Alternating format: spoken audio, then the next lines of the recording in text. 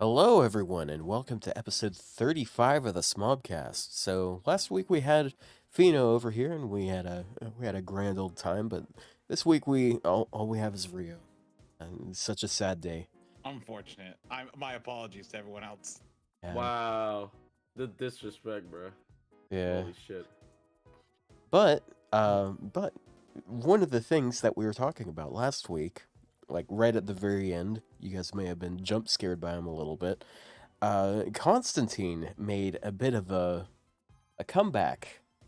And I thought it would be really funny if we just talked to Rio about him because he was a bit of a hater for a while. I wasn't a hater. I'm not mad. I'm just disappointed. Yeah. Yeah. Anyways. Look, I'm not. It's like I'm not mad. I'm just All disappointed. right. Yeah. All right, man.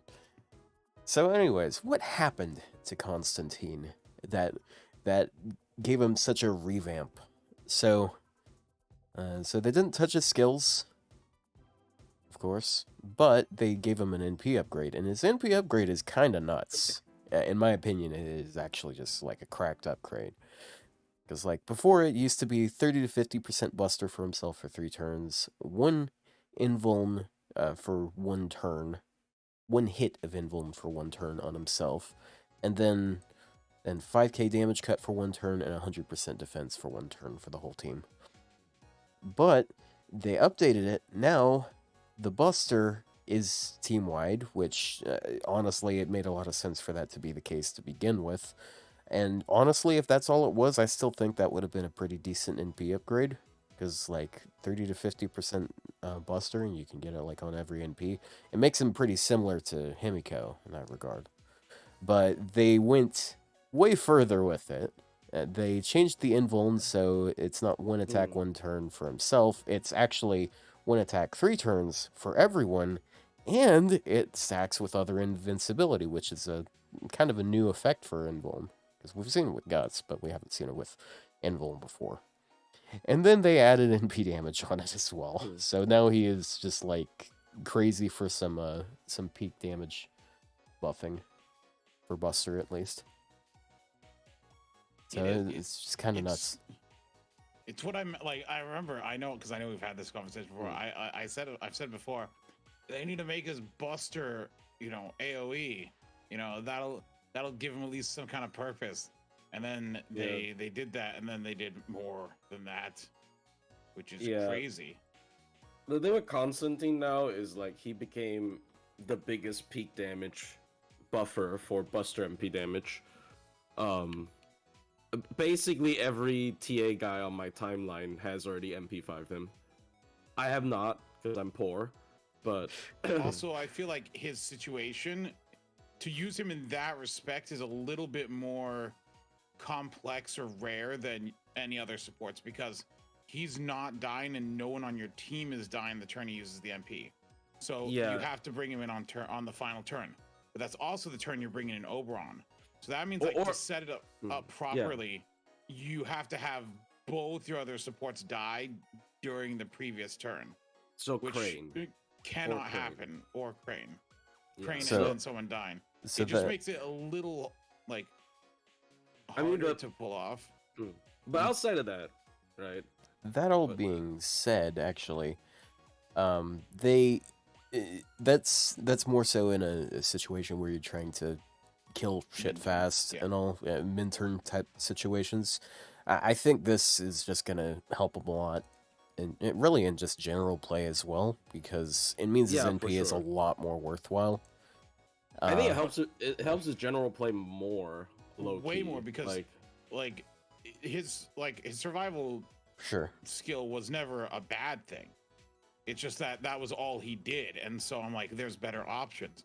But give him survival skills and damage buffs, and the party, and now there's a purpose. Now there's a thing going on there.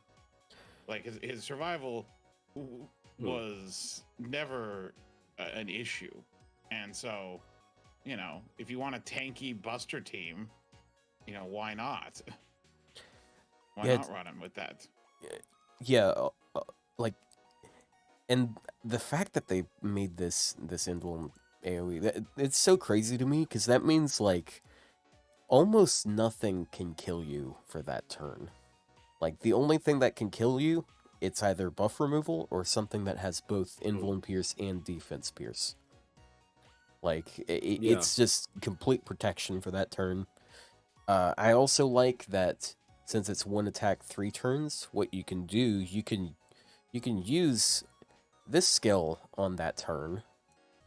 And like if you're dealing with multiple AoE NPs, then he can just be the only one to take the hit, and then he would like lose his he'd lose his stack of the Invuln, but then you could also have him be the next one to die if you want, because he's the only one without an Invuln.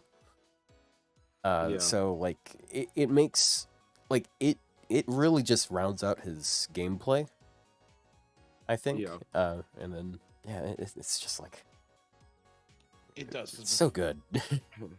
Like he's basically I was just gonna say he's basically like, in terms of MP wise, he's basically Himiko, but like I would say a lot of times better, because Himiko needs the overcharge to, like, it heavily depends on your other teammates whether the overcharge is valuable or not. But with Constantine, he has essentially the same buster buffs as Himiko, but he's more focused on MP damage instead of crits. But I do think his skills are also way better in terms of support compared to Himiko. Like, other than Himiko's like really huge amount of stars per turn, Constantine's skills are a lot better.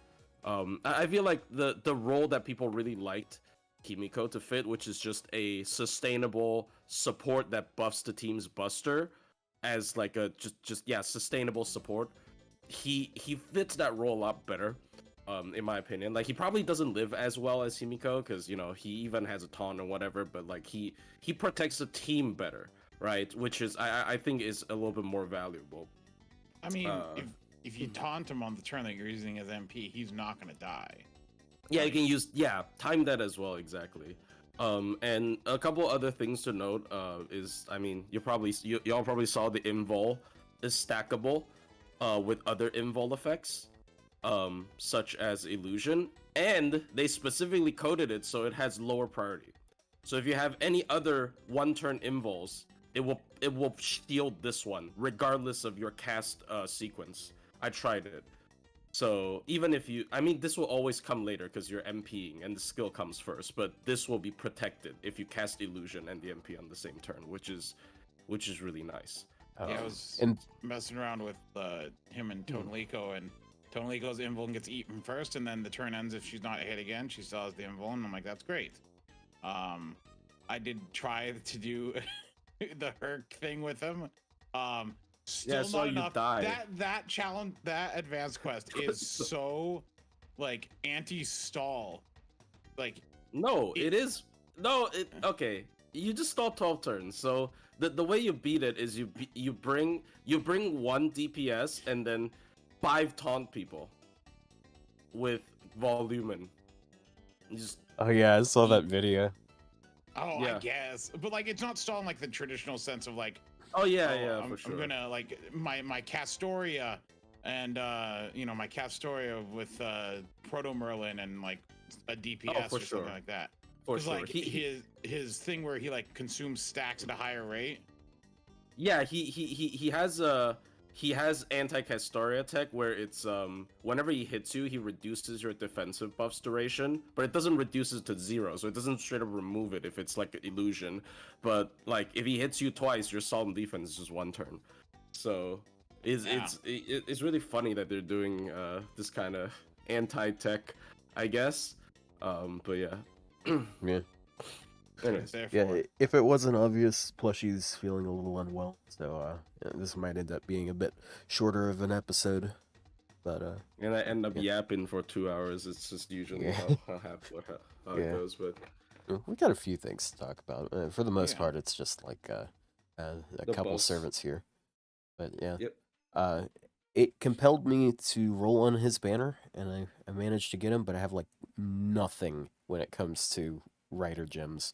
I actually have 0 horseshoes as well, so he's stuck at 4s. How do you have no gems if you never found a lotto? Yes, I have, and I also enhanced servants that take those. Wait, lottos give gems, right? They don't give statues yes. anymore, right? Yeah. Okay. Yes, they do. Like I've never run out of gems.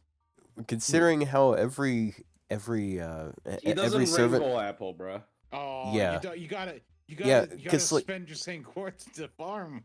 How dude, are you gonna farm if you don't farm? Dude, you have to do like 50 boxes just to max out 1 5-star. Yeah, like honestly, this is beyond the like unrelated, but I feel like Lotto, they gotta start improving what Lottos drop, bro. Like the EXP being 4 stars shit, and like it's Dude, not being not having the choice to get statues is also kind of shit.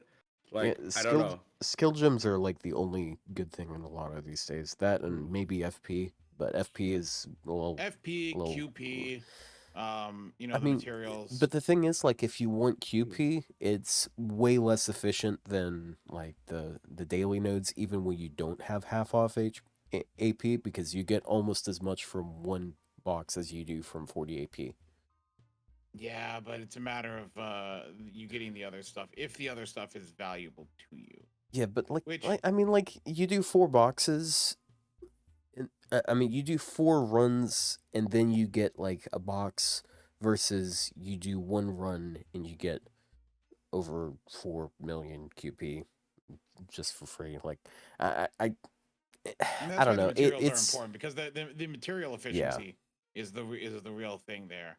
That's why though, if it's a lotto where you have like 5,000 of the material already, you're like, well, I don't need this.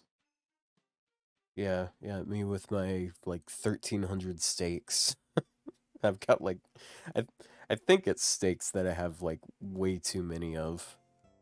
There's but like materials that I have so many of, and I'm like, I don't need any more of these. But then I have 12 dust, and that's why Alice is like 10.5.8, I think. 10.5. Yeah. No, I grinded out to level Alice and Alco because I didn't have some of the materials. That was fun. I love grinding the Lost Belt 7 materials. By love, I mean... I mean, I hated it. Yeah, sounds real fun, bro. Yeah. No, back to jump back to Constantine. And I'm shocked they added MP damage to it. Yeah. Yeah. I mean, it's only 20, but if you're able to overcharge it, it's pretty big. I mean, 20 is not bad either. And Constantine, from the little testing I've done with him, you will have to be a little bit wary of charging his MP if you want to spam it. I guess if you pick the right teammate, it's all right, but I don't know. Yeah. Anyways, I mean, it's not going to be like, you know, NP every turn type thing. Yeah, for sure. I don't know what kind of situation you'd have to set up for him to be able to MP every turn. An enemy that hits a lot. Yeah, honestly, it's a bit of a tall ask to make him MP every turn. Like, especially, I don't know. I mean, you don't want him. Like, they don't want him to, anyways. They don't. Yeah, because like, if you can have him NP every turn, then like, what is going to stop you other than like maybe debuffs or buff removal? Yeah. Speaking of that, did y'all see the level 1 Constantine solo the Mao Nobu advancement quest? Oh, I thought that was a long time ago. Oh, that was a long time ago. Damn. Yeah. Because like his buff didn't change anything about him soloing. Yeah. Oh. Yeah. I mean, I guess to be fair, his NP does do 20% more damage now, but 20% of 0 is 0. No, he doesn't even buff himself actually. Yeah. They specifically I mean, it doesn't matter. Yeah, that's so mean of them. Why didn't they let it apply to him too? Yeah, exactly. What the fuck, dude? Yeah, he and Tamamo both had that happen. It's not fair. Well, I don't know why they even bother coding it like that. Because, like... Oh, yeah, Tamamo has the buffs herself. That's kind of dumb, isn't it? Why even bother coding No, like she that? actually doesn't buff herself. She doesn't give NP damage to herself. Oh, okay. I don't know. It's a really weird nitpick. Like I mean, it'd be weird if they gave it to everyone. I don't know. Not everyone could be Steno, apparently. Oh, does Steno buff herself? Yeah, she's got like she's got like the only. Attack. She's got one of she has face cards. Yes. Yeah, so that's fine. Yes. Oh yeah, she has. She yeah, has it's one of just the like, only double buff charismas that buffs themselves. Yeah. Yeah. Yeah. Because Liz doesn't do it. Which is unfair. Yeah, because you know Liz slender, bro. Yeah, Liz really could have used an extra 20% at least. Not much else. She could have. You know. Like, I mean, Liz's kid is actually really good. Like, there's no like, I have no negatives. I have skill 3. That's why you never take her past 40. She does have a skill 3. That's why you keep her at 40. I mean, no, she has a skill 3. It's just not useful for, you know. That just means she doesn't have a skill 3. It's not useful for what people usually use her for. But if you want her to live, then yeah, it is useful. Think about it. Why would you want her to live? What if you're using her as your DPS? Why? Exactly. Exactly. That's the problem. Liz? Oh no, I'm talking to the person who really like Liz, and he doesn't use her. I have a level 100 Liz. I'd never use that thing. I have a level 40 Liz. I use that thing a lot. The only thing I use more than my level 40 Liz is my level 1 Liz. Holy shit. Anyways. So you've never sat there and gone like, here's a challenge quest. I'm going to try with Liz. No. Why? I haven't tried with Carmilla, bro. The actual DPS character. Oh yeah, you actually made a Carmilla video recently. I was so proud of you for that, man. Thank you. I know. Even I sometimes use my lesser used grails just to try to see if I can. Okay, and someone might say, but when was the last time you used Muramasa? And I'm like, never. Dude, Muramasa's an actual DPS. What do you mean? I haven't used Muramasa, I don't think, in like, it's got to be years. It's been so long since I used him. Like, once, like, I started using Melusine, I'm like, I'm done with this guy.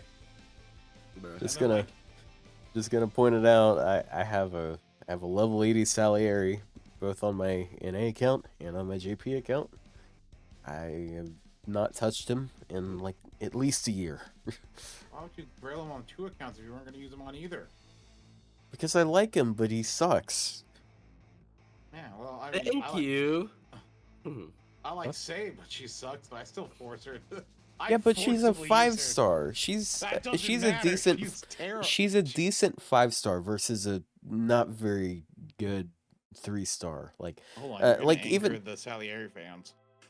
Okay, Salieri gameplay. Let's not. I am a Salieri fan. Okay, like he's not really. Let's not kid ourselves. He's like the second biggest like bait for. No, he's actually the biggest bait for grails because I think Izo is actually a better grail target than him.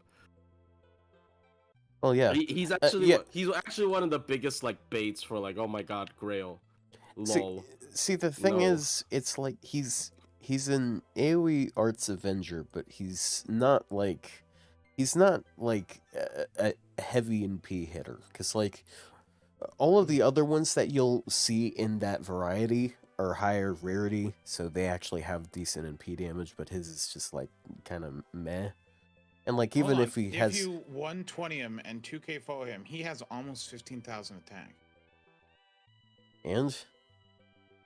And I mean, he has like no steroids. I have a level 120? 30% defense down and a 30 against one target for 3 times, and then the 30% arts is for 3 times as well.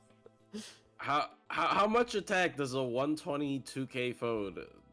Let's not even go there, right? Let's just say Ramaru X. How much attack does she have? Probably like 16,000. There you go. More. It's only like 1,000 more. It's only like 1,000 more. Also, do you know what she has? Existence outside the domain. Okay, well, we're not joking with this. We're not joking with this one. To be fair, he has significantly better refund. But like, I mean, for whatever it's worth. Yeah. I'm kind of shocked I don't see like Ron Maru stuff with Go very often. I don't say. Where's the Ranmaru simps who like? Because she has 2-star absorb. She has 2% star absorb because she's an Avenger. Oh. And she has what's her deck? Does she have 2 buster? Yeah, she has 2 busters bullets. She actually makes like a decent amount of stars because she has like that weird Ryou thing going on. Except she has an arts NP with less hits. This just should be usable. Here's my argument once again for the support that gives arts up, but Buster star absorb and Buster crit damage and generate stars. God. Here's my argument again for Summer Scatty, Summer Scotty, but arts. No, scary. You gotta get this. You gotta get this scary. Where's my scary? Where's my scary? Where's my scary at? My scary, I need her to buff me. But no, like, think about it. Then she'd be really good, huh? You know, she's got existence outside the domain. Right. She's got 2B, 2A. You're correct. She has like. She has Oblivion Correction, E. I mean, it's 2%, but actually, how many stars does she generate on her own? 10. We know 20. She has 2 skills, though. Star 1. Yeah, and then her NP, it's kind of funny. She actually has the opposite effect that Salieri has, because he reduces his star gen and she increases her own star gen. Yeah, so like, you know, she might be able to work. All we gotta do is get our art skitty. And you know, that's what we should get this summer. I don't know, man. Like, if you're gonna build her as a crit servant, like, I don't know if I'd even bother with the NP, because it can be a bit hard to get her to NP unless you're like dedicating a lot of support to it. And if you're like dedicating a lot of support to getting her to loop, then why bother trying to like split focus and then crit also? Look, I think MP Arts Buster could be perfectly fine, and or if it's a multi, you know, enemy wave thing, NP Buster, probably refund anyway. You are very hopeful, sir. Look, have you used it? Against 3 targets with a brave chain, I can't imagine her not getting some kind of refund. She has the worst arts card in the game. Technically, you don't know her gender, so that was correct. Her gender is they, because she represents all of the Ranmar. I'm gonna just say it's actually the joke. It's like they them. How many of you are there? Yeah, that's the joke. Yeah. She's actually, anyways. Yeah. Yeah, it's a bit hard to get them to loop. Yeah, she'll loop just fine. She'll loop fine in this situation, because this is a hypothetical situation where I'm using her in a challenge quest, of course, because, you know, obviously, which means I'm killing supports and bringing in more charges. Yeah. Well, in my imaginary world where I get what I want, it's you get what I want. This imaginary false scenario that coincidentally meets all of my needs and no one else's. She's got a 5 hits extra attack. That's gotta generate some MP. You just gotta go into class score. Go into class score. Get her extra thing. So it's 100% extra on her extra attack. Is Avenger extra available? It is, yes. Right? No dots available.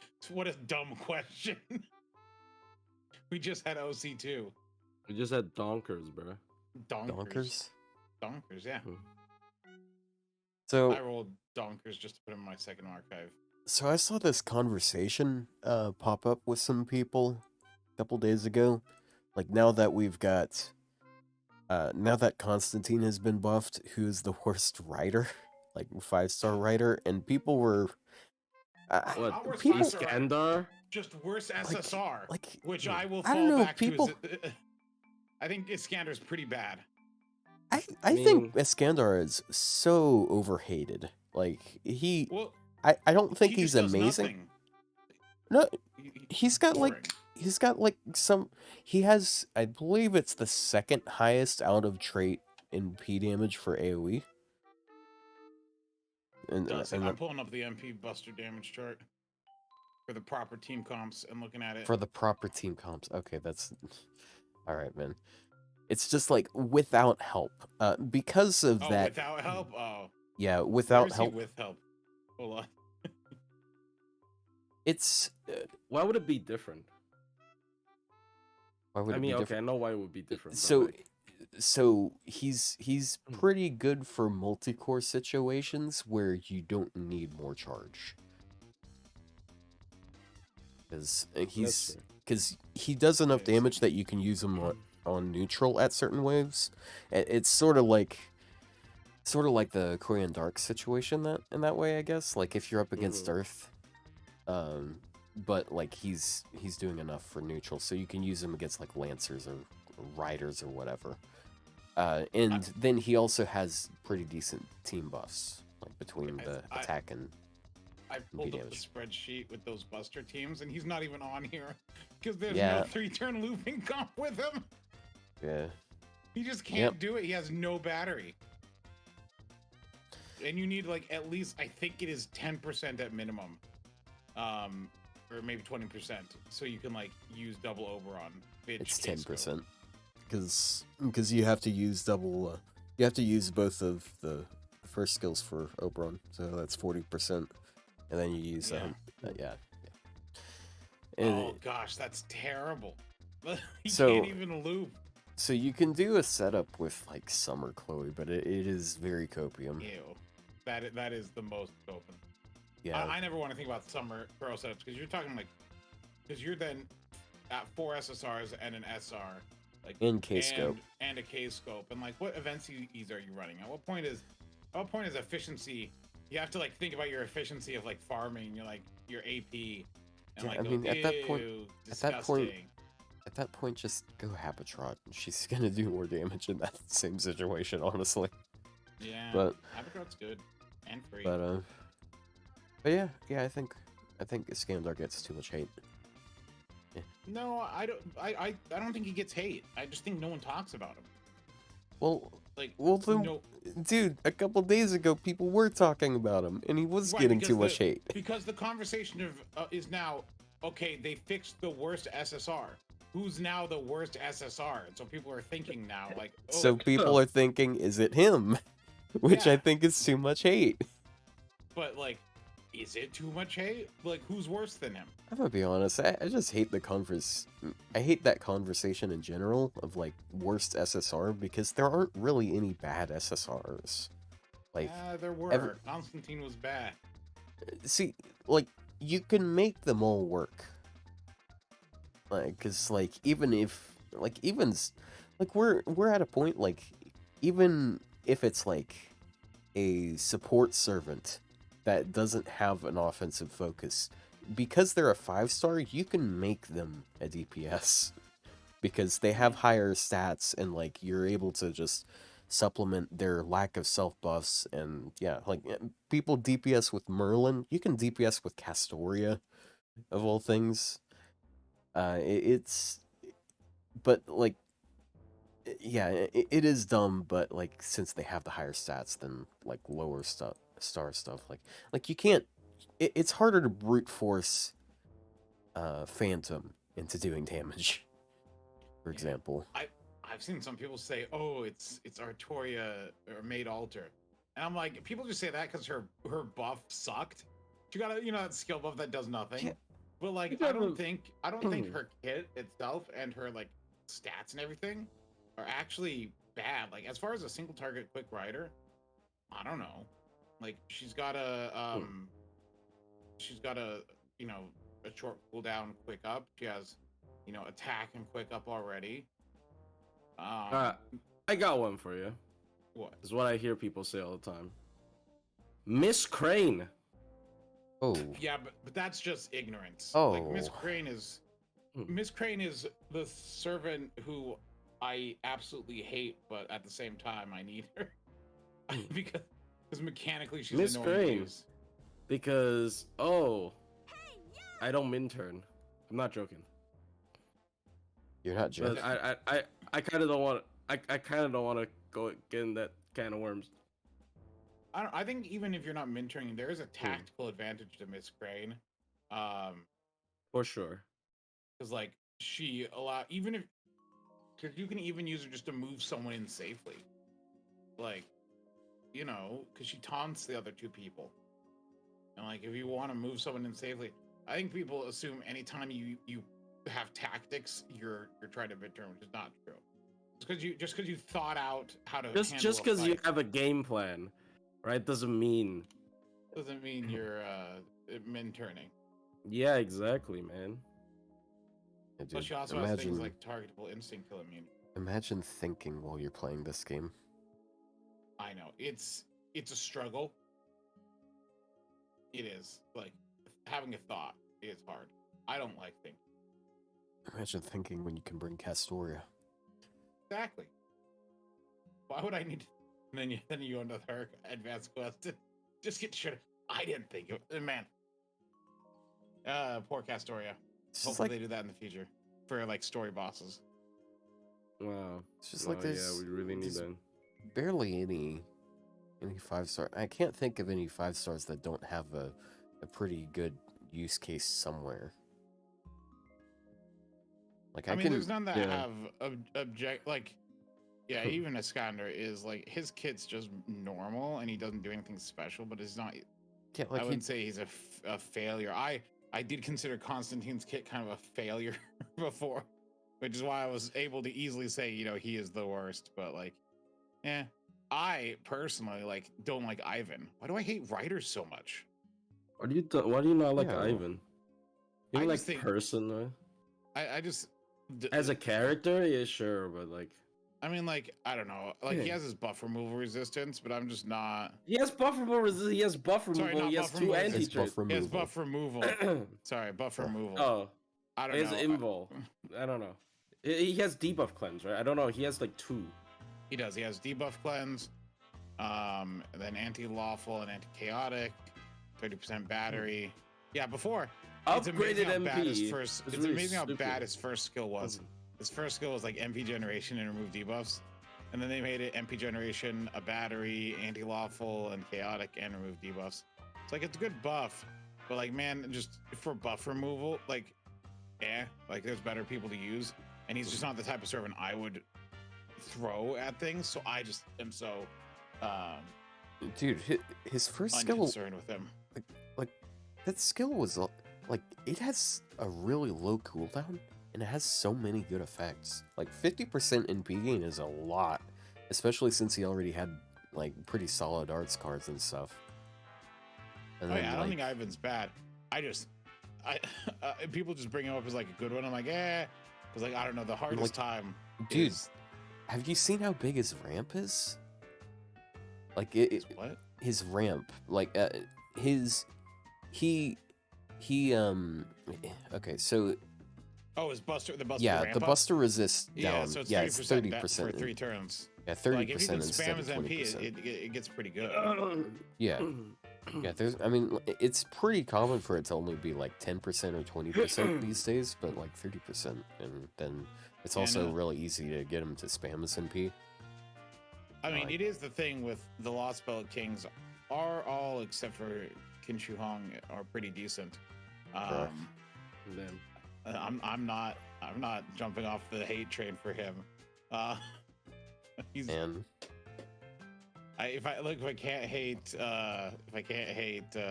Constantine anymore, I gotta dump on this guy. Oh my god, that makes so much sense. Yeah, the last enemy in Passion Lips rank up quests is Brynhild. Makes so much sense. She's literally got her NP after all. Yeah. I'm just trying to catch up on some rank up quests because I've just been sitting on my ass on NA and LJP. I have like 60. I have like 60 rank up quests in NA that I haven't done. Damn. It's bad. But no, I as time goes on, I realize I just don't like a lot of the riders in the game. Like just like I didn't have like a grailed rider until Habitat. It was like they're so. Most riders are just so boring. Like, Ryoma's okay. I kind of like Ryoma, but I only grailed him to 90. Like, most riders just don't appeal to me. I don't know what it is about him. Because, like, it's the class. Like, the class should have nothing to do with it. Because, like, you know, like, the class is just a random thing assigned to them, right? The character is the character, right? So, like, you'd think that I wouldn't have just this ambivalence towards riders, but there really just are so few riders that like appeal to me. I don't know what it is. They're just normally so, I find them kind of boring. Man, let's start moving on to all right, the other guy. The other guy. Yeah, we got Dawn. You got Donnie DeVito here. So like he was. So like I kind of had a change in opinion of him like a few months ago, because like he wasn't particularly that good, but like I felt like the NP ramp thing was pretty valuable because it's not hard to get him to spam because he has decent gains. But they didn't really do something in that regard. They buffed his third skill, which was like a lot of the time it was a dead skill just because like I don't never used it. Yeah, I don't want to like dump all of the battery I ever have, and like 30% for the team is really nice, but yeah, there's a cost to it. But now there is not really a cost to it. There's just it's requirement. Yeah, it's the thing they did with Moriarty's second skill. Like you still have to have at least 10 stars, but you don't spend the 10 stars. They haven't done the Semiramis for some psychotic reason. Like she just doesn't exist anymore. She could really use it. And some other things. Person in chat, it already did drop stars, but it was 20 before, so now it's 30. But yeah, a nice star bomb. Yeah, the change is now you have to have at least 30% charge, but you don't lose any of it. You still give everyone 30% charge, and you gain 30 stars, and then he also has 30% anti-super large enemies now. Which is... like, it gives him... He has Giant on his MP and Super Large, so he's hitting double niche there. Yeah. Yeah. Like, I wonder how many Giants are Super Large. To the best of my... He's gonna destroy KP. And Summer BB. Yeah, Summer BB. I know Summer BB was part of it. But yeah. Yeah, he's also got... anti-giant. It's static 150%, but still. So now he has some pretty good like farming usage, because like being able to give the team 30%, hey, that is good. That's good. Yeah, there's a lot of sets you can do with Tez or whatever other spread chargers.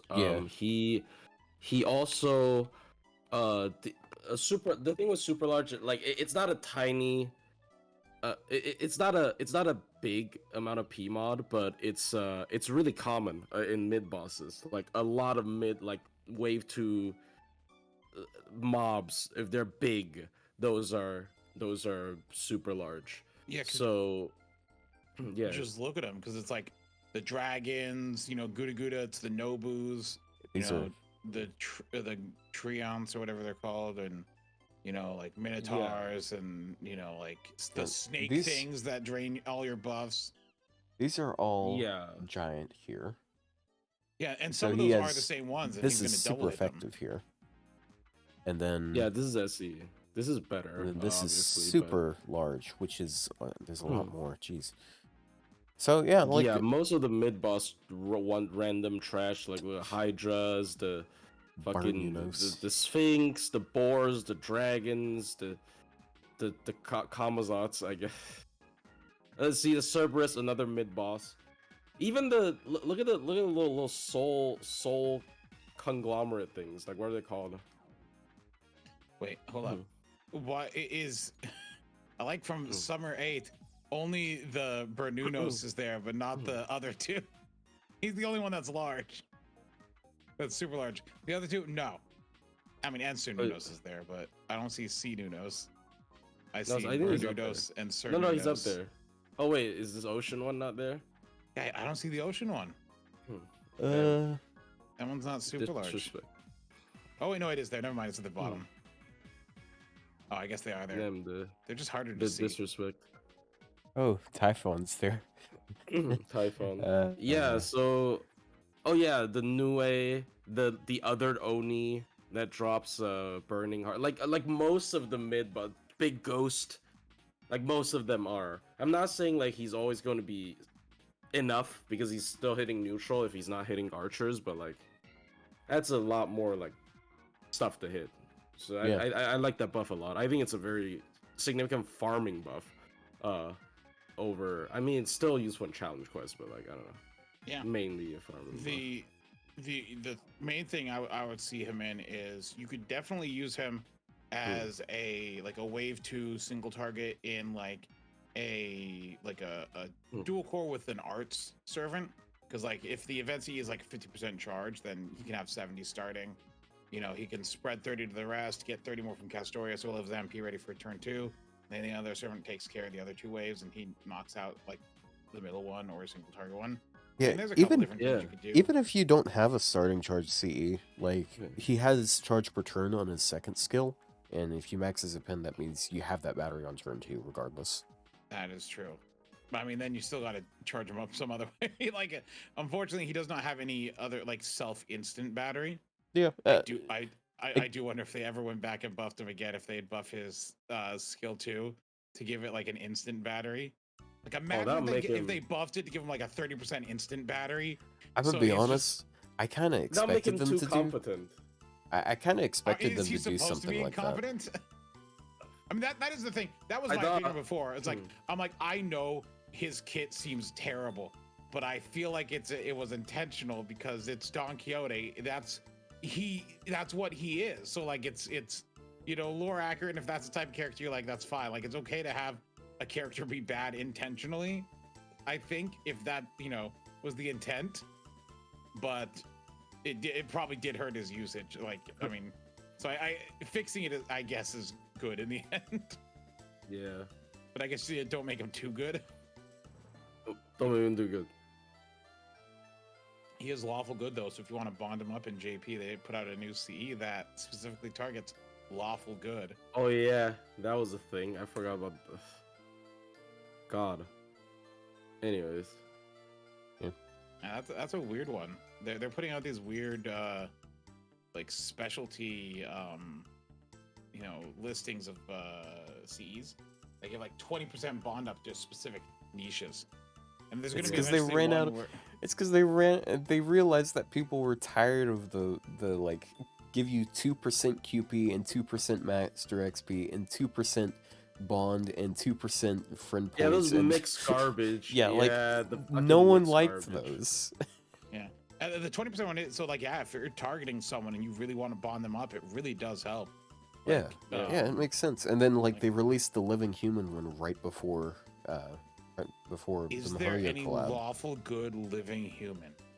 Yes. Aoko. A lot actually. Jinako. Yeah, Aoko, Jinako, and a bunch of I think Parvati. Is Mash lawful good? I forgot. But I mean, there's quite a bit. There's like 2 rows of them. I think somebody made a compilation on Twitter, but I don't remember. Yeah, Mash is lawful good living human. What do you know? Well, I really need to bond up my Mash. It's totally not max bond yet. Holy shit. Yeah, she only goes to bond 8. Yeah, right. Yeah. So there's a lot to bond. I think I'm going to bond Jinako, who does fit that criteria. Next, I don't know if her bond C is anti-lawful. Is it? Is it? I don't see it a lot, so I'm actually going to guess it's not. No, it's not. 8 stars per turn and a 300 HP heal for the party every turn. Oh, it's a heal, bro. That's horrible. It's such a weak heal too. Like it's 300. I think that could add up over time. I mean it's basically 20. It's basically 2030, but better. Well, so, yes. 2030 would be 10 stars per turn. Well, you're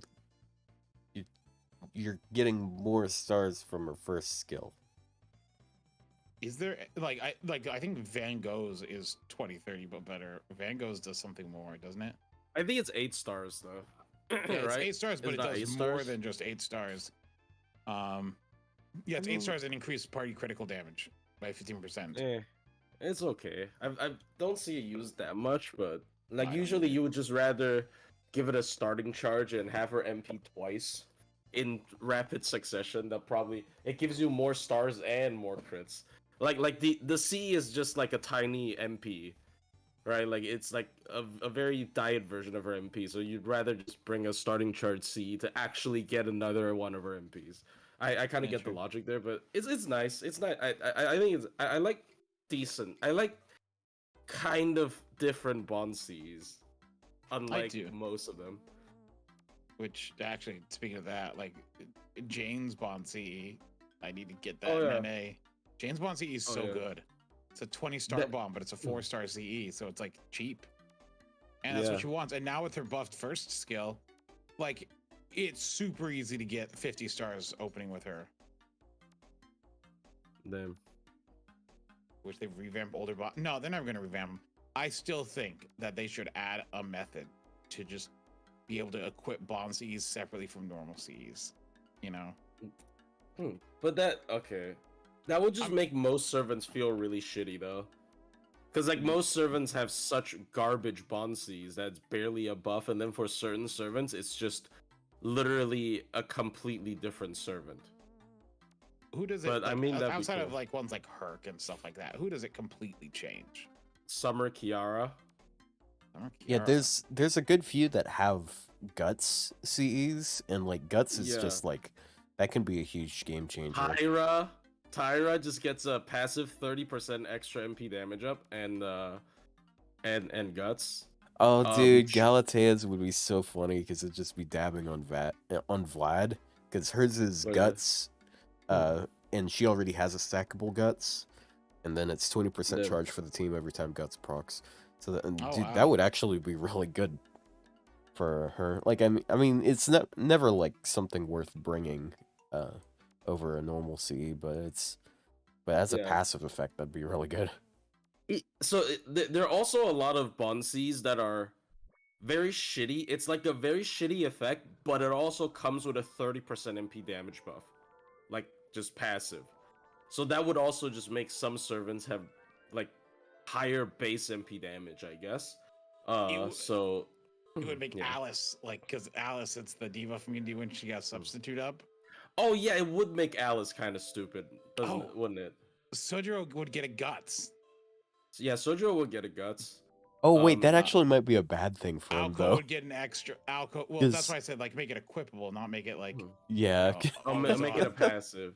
Yeah, make it something you can turn off and on. Alcos would get an extra magic bullet. That'd be really good. Like even something as dumb as Draco's, if it becomes a passive, it could be pretty cool. I mean, it could be pretty. It's like whenever she hits someone, she gets a 10% MP damage up or something. It's like build your own Black Grail. So she can build another Black Grail on top of Black Grail if she's lucky. So it's just gonna make her TAs really bad because it's gonna be RNG and it's gonna be horrible anyways. So I mean, that could be cool, I guess. Like some servants just feel like shit though. Like some DPS servants with team-wide card type up 10%, it's just really bad, right? Yeah, Tonal Eagle's Bonsee is actual garbage. It's almost like insultingly bad. Because it's a party 30% MP damage up, but only if HP is less than 50%. Like, there are so many CEs that give 30% MP damage. Yeah. Like I mean, 30% MP damage on like as a add-on passive is not horrible, I guess. Yeah, but having to be under 50% HP. Oh, it has to be under 50% HP. Oh, never mind then. Yeah, you have to be under 50% HP for it to activate. What is Draco? I'm trying to scroll for. Oh, there's Draco's. Yeah, increase damage by 30% while holding Grail. 40% chance to increase MP damage by 10%. Okay, so it's gonna make some of her TAs where you need to hit that 10% every attack. So on the third turn, she gets like 200% MP damage up total with the Black Grail in order to hit the kill. Dude, kill just threshold. make it more RNG. That'd be great. What else is funny? I would say a lot of supports would be broken, like Dolman. Dolman would give all chaotic evils passive 30% MP damage whatever he's on. I guess he's already. It doesn't really matter because you're bringing his Bond C for support anyways. I guess that doesn't really help him that much. I mean, it'll give himself passive 30%, but that's not that crazy. I mean, it'll make all the supports good. St. George, level 1 George, you could give him the on death MP charge plus his Bond C. So it's now that'd be good. That'd be the great That'd be combo. funny. Yeah. That'd be what I'd want. Yeah. But no, but this is an idea that everyone's thrown out for years and they've never done it. And there's probably a good reason why. It probably would make game balancing.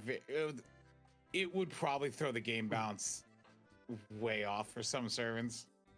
Yeah, I think it's just like the Bond Cs are so. Gotta say though, one thing is it would be great for. It would be really good for multi-core. Because there's so many servers that just have like team-wide. Oh yeah, team-wide 20% NP damage or whatever. Oh yeah, that's right. Like, that's the only time it's useful on DPS. You're right. Yeah, like I'm sitting here.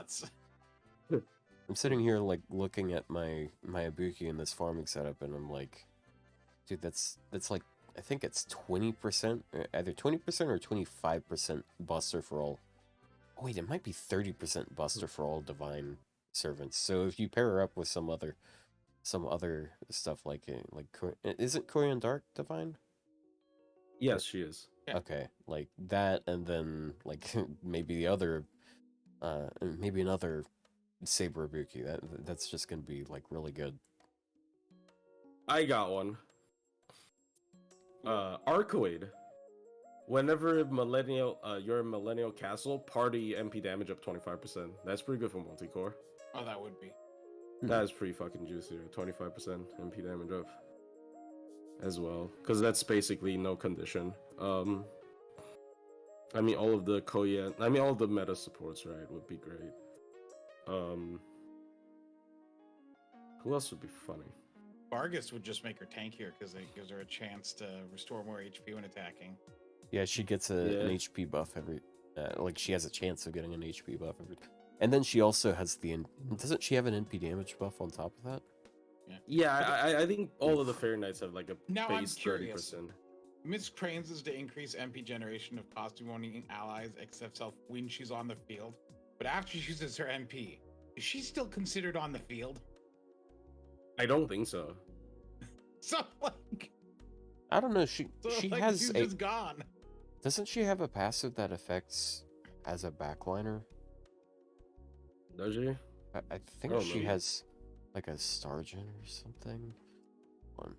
I have the wiki. I thought it's for herself. She has a Stargen enough for arts. Yeah, I know it says herself. increase parties received buff success rate by 10% when self is on the field, including sub members. That just means that sub members also get the buff. Oh yeah, we got this whole thing confused, right? Because I remember it was Tiamat's Bond CE, and then people are like, "Oh, she can." It's a passive charge for the party, and then because of the wording, people are like, "Oh, but so if you put her in the back line, your front line gets like half a what is it called? Prisma Cosmos."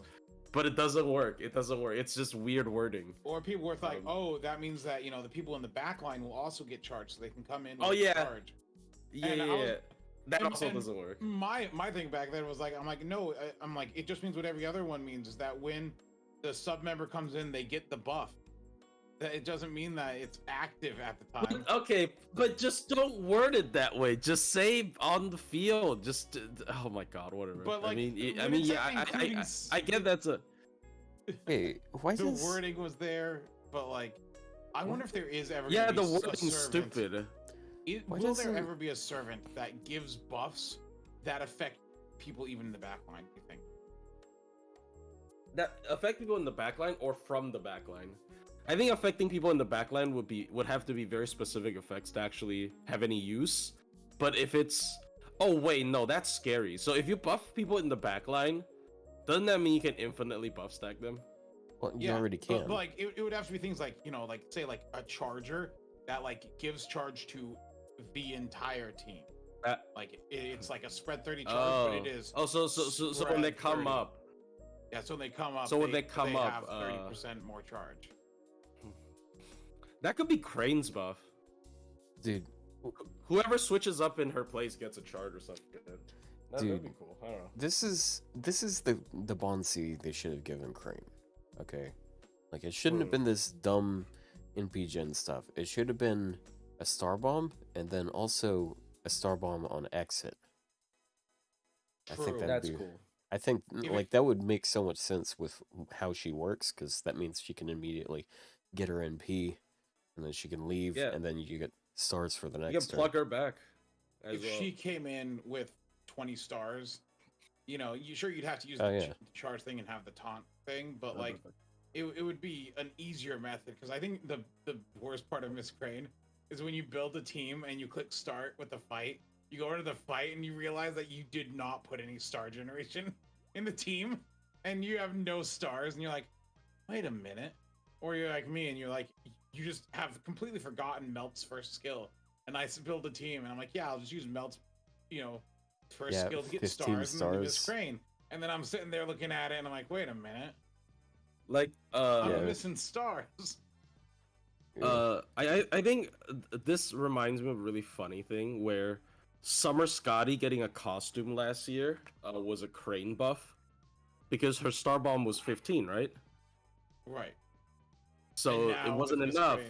But now with Miss Crane because she has a costume, if you use her first skill, it's enough. It's pretty funny how I think costume traits is a very funny thing. Like they gave costume, right? Yeah, they gave Vitch a costume, but she already had 20 star. They need to give Castoria a costume. They need to give Castoria 3 costumes or something. Here's 3 costumes. So like I had this idea for a buff for Miss Crane that you could do without actually buffing her, which was just give Miss Crane a costume, and then you'd by default get at least 10. That would be so real though. That would be so real though. Yeah, dude. That would be so good. Great. Yeah, just give her. What? Can you just make yourself a fucking costume, Miss Crane? Like, what the fuck are you doing? Yeah, that's your own thing. Make yourself an outfit. Just make yourself an outfit. It's not that hard. Oh my god. It's make yourself some clothes. Like damn, dude. Do your job. Yeah. Make yourself useful. You know what? Damn. Yeah, Miss Crane's one of those funny servants that it's easy to get mad at, but then you're like, man, I use this a lot. And then you're like, I should have rolled MP5, and I'm sitting here at my MP1, and I'm like, eh. I don't think, even when she comes back, I'm not sure if I'm gonna roll MP5. No, I definitely want to get a second I definitely want to get MP2, because like, I'm just gonna get pissed whenever I can't do the max damage challenge. And be, oh, I'm poor. Dude, I hate her NP scaling. Like, why is it 20 to 40 for one ally when you got Castoria with 30 to 50 for all allies? Like, that's so unfair. She also gives, because without scaling, she also gives like NP damage. Yeah, and Castoria gives arts. Look, I'm not saying that Miss Crane is like better than Castoria, but her main thing is she gets out. Yeah. Yeah, but you can also... She has the benefit of fucking off, you know? Like. Yeah, but then you can have Castoria NP multiple times. Which is ridiculous. Yeah. I mean, she doesn't have the decency to kill herself, but she has the next best thing. Yeah, at least. I think that was the funny thing. Damn, I was just sitting there on Twitch one day, I was just on Twitch one day, and I'm like, oh, I clicked on Kadroth's stream randomly, and it's just in the thing, and I think he was talking about something else. I don't know the context, but he goes, and Nobukatsu at least has the decency to kill himself. And I was like, I don't know the context, but that's a funny line. I just remember it. Anytime I think of Kadroth, I just remember him saying at least he has the decency to kill himself. I mean, hey, he ain't wrong. I don't know what the context was or why he brought this up, but it was like, it was so funny. For this. He is so based for this. Bro. But yeah, that's why I'm like, Miss Crane, doesn't kill herself, but it's the next best thing. Damn. But yeah. That's dice based. It is. Nobukatsu is well, he's not that useful in the end. But, okay, you know. I keep forgetting he has a 80% crit up for Nobus. Like, excuse me? I feel like that's a little bit broken. Oh, it's 100%. Total. Oh yeah, it's 80 at level. Oh yeah, okay. It's yeah, 20% for everyone, 80%. Yeah, I forgot about the 8%. I'm like, he's not that good with Nobu. 80% is pretty fucking juicy. I take back what I said about him. I think I already made the retcon during Mist tier list, but like, I kind of think I was a little bit. I don't know what the fuck I was on, bro, when I was talking about him. So what does he give? He has 100% crit to Nobus, and then 30%. He gives 30% Buster to him, and 30% Buster resist down to one enemy, and then 10% or 20% charge to everyone else. Like for a 1-star, like he's good. You just gotta run him with a K-scope. Yeah, I don't know why I don't see him more with more Nobu runs. Like I think 100%, an extra 100% crit. Like, and it increases their star absorb 3,000%. So like, yeah, but like I feel like the absorb isn't really that valuable Avenger Nobu? because most of the cards you're hunting for are gonna be your Buster cards, and then you're only running. It's honestly Vitch's fault. Yeah. Vitch has Buster absorb. Oh, that's true. It really is just her fault. What does this Bond C do? When equipped, activates on death. Evades for. It gives evade to Nobu allies when he dies. You know what? Yeah, I think that's a pretty cool Bond C. Honestly, that's a good solo. Well, solo. I guess it's not legit, but it's like say solo. Yeah, it's a cool one. I wish there were more cool Bond Cs like that. And he's the only male character with a summer ascension. But he doesn't have the summer trait in Ascension 2, which, unfortunate. I don't know why they should have given him that. Like, they should have changed the alignment to Chaotic Summer in Ascension 2 and given him Summer Servant, in Ascension 2. Because, like every other summer swimsuit sprite is like a costume, but his is just like one of his ascensions. I mean, they're all just like parodies of Nobu ascensions, but like, Yeah, that's pretty cool. I feel like a lot of times these 1-star, it's not a lot of times, it's every time. These 1-stars actually have 3 ascensions compared to like welfares, which is really fucking sad. But I don't understand. Okay, here's the thing. I don't understand why they made us pick one of the Valkyries when they could have just made them into one character. Like, yeah, they would be the first welfare to have 3 ascensions, but just make them into one character. Like, what is wrong with you? Yeah, you know what I mean? It is a little weird that they did that, considering how like they don't have multiple ascensions out on their own. Excuse me. They could have just fucking they could have just made what? Oh my god. You know what I mean? Yes, Summer Morgan is Summer. Answering someone in chat. It is, yeah, and they have the costume as well. So like, there's technically 6 of them. Yeah, well, yeah, the costume has. Oh, okay, maybe that's too much. The costume has 3 ascensions, and then there's like 6. That's like more tabs than Mash. Mash has how many? Mash almost has 6, right? She has 4 costumes. Actually, she probably 5 has more than costumes. It depends on if you include Ortnax and whatnot. Oh yeah, include Ortnax. Yeah, she has a lot.